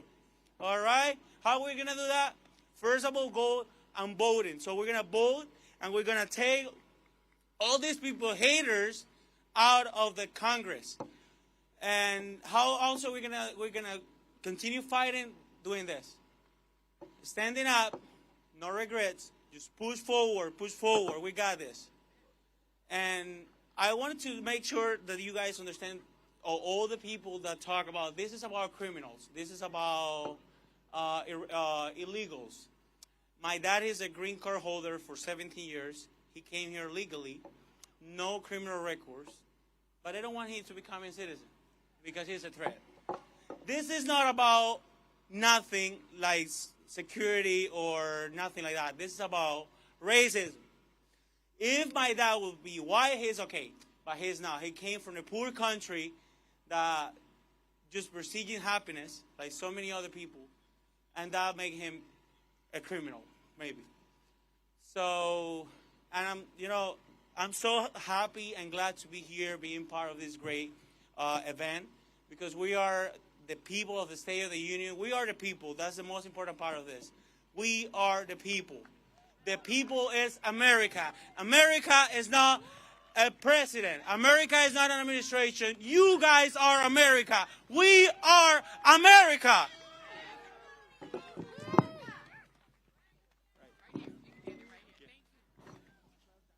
Hello. Good evening, people. It's been quite a marathon, right? I am Dr. Troy Jacobs. I am a pediatrician. I have had the joy and honor of being a pediatrician for 30 years, providing high-quality care, primary health care to children in the United States and around the world. I have also been doubly lucky for 17 of those years to work as a medical doctor at the U.S. Agency for International Development, working in both disasters and regular times, improving healthcare efficiency and effectiveness around the world. Unfortunately, this all came to an abrupt end in February of 2025 when I was in Ethiopia while ensuring that life-saving child health care occurred. Things like vaccinations, sick care, nutrition, water, and sanitation. What I have witnessed over the last year here in the United States is the impact of the current administration's added burden on families in terms of stresses, in terms of fears, and in terms of costs. Really a Trump health confusion tax on families. I see these disruptions and what they mean to families, including my own. People struggle with greater uncertainty, more fear, more red tape, more bureaucracy. Their care is fragmented. Children miss well child visits, vaccinations, and routine care, things that are wanted by their parents and deemed necessary by vetted science and best practices. Families struggle deciding the right place and the right time for health care, whether they should take their wheezing child to a grocery store clinic, urgent care clinic, their doctor's office, hospital emergency department, or sadly, too often, they are dealing with these issues at home alone without any help. We shouldn't have to have a doctor or nurse in our family to be able to navigate the complexities of Medicaid, Medicare, or our health plans. But increasingly, this is what the current administration expects of American families. We need to come out of the cold and darkness of the last year and double down on eliminating the administration's health confusion tax. We need to return to good science, evidence-based guidance, and good practice. And this includes including humans in the loop, people like parents, pediatricians, nurses, and other child health providers, so that we have a place where pediatricians, nurses, and parents are not overburdened with the administration's health confusion tax. Thank you. Hey, I'm Alice. My artist's name is Melting Virgo, and I find myself here on stage tonight because my health care that I purchased through the Maryland Exchange went from $28 a month to $248 a month. Last fall, before the federal subsidies were cut, I was beginning to look into buying my first home that could double as a lesson studio, but that is just not a viable option anymore. But let me rewind. I earned my master's degree in energy and environmental public policy from the University of Maryland, College Park. Go Terps! So naturally, I ended up becoming a self-employed piano and voice teacher. Since I work on the weekend and during after-school hours, I spend a lot of time advocating for these policies that I care so much about. And sometimes my students take notice when I come back a little sweaty. And one of them said to me one time, "Wait, we can do something about climate change?" She's 12, and she didn't know. And that made my blood boil. A 6-year-old, just the other day, turned to me and said, "People are bad for the planet." I had to tell her, no, people aren't bad for the planet, but there are some people who are bad for the planet, and that is the billionaires who profit off of keeping us sick. They pollute our communities, predominantly black and brown communities, and then they make us pay the price. This administration is removing every single safety net imaginable just to turn around and give corporate welfare to the Epstein class. Every time federal lawmakers say that we don't have money to fund public services like healthcare, they are lying. We can make high-quality healthcare, education, transportation, and housing accessible for everybody. We can balance our relationship with our environment through indigenous leadership, and we must liberate everyone who's been abducted by ICE. This takes revolutionary optimism, and it also needs real-world organizing, which is why I recently joined my local chapter of the Democratic Socialists of America.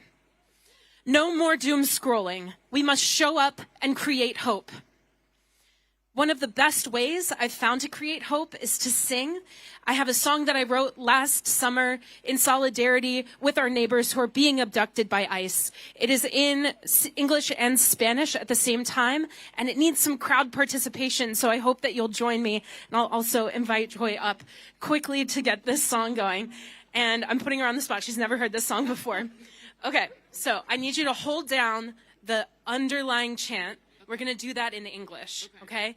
It goes, they cannot imprison us all. They cannot imprison us all. They cannot imprison us all. They cannot imprison us all. No pueden encarcelarnos a todas. No pueden encarcelarnos a todas. No pueden encarcelarnos a todas. No pueden encarcelarnos a todas. No pueden encarcelarnos a todas. No pueden encarcelarnos a todas. No pueden encarcelarnos a todas. No pueden encarcelarnos a todas. Imprison us all. Hey. Imprison us all. Woo! Okay. I think I did okay. Music. You did amazing. Yes. You get an A. I don't give grades, though. We just go on vibes, and the vibes were immaculate. Thank you so much. Thank you. Thank you very much. Let's give another round of applause to all of these amazing assets to the community of the United States of America. This is what we want. Here's my suggestion.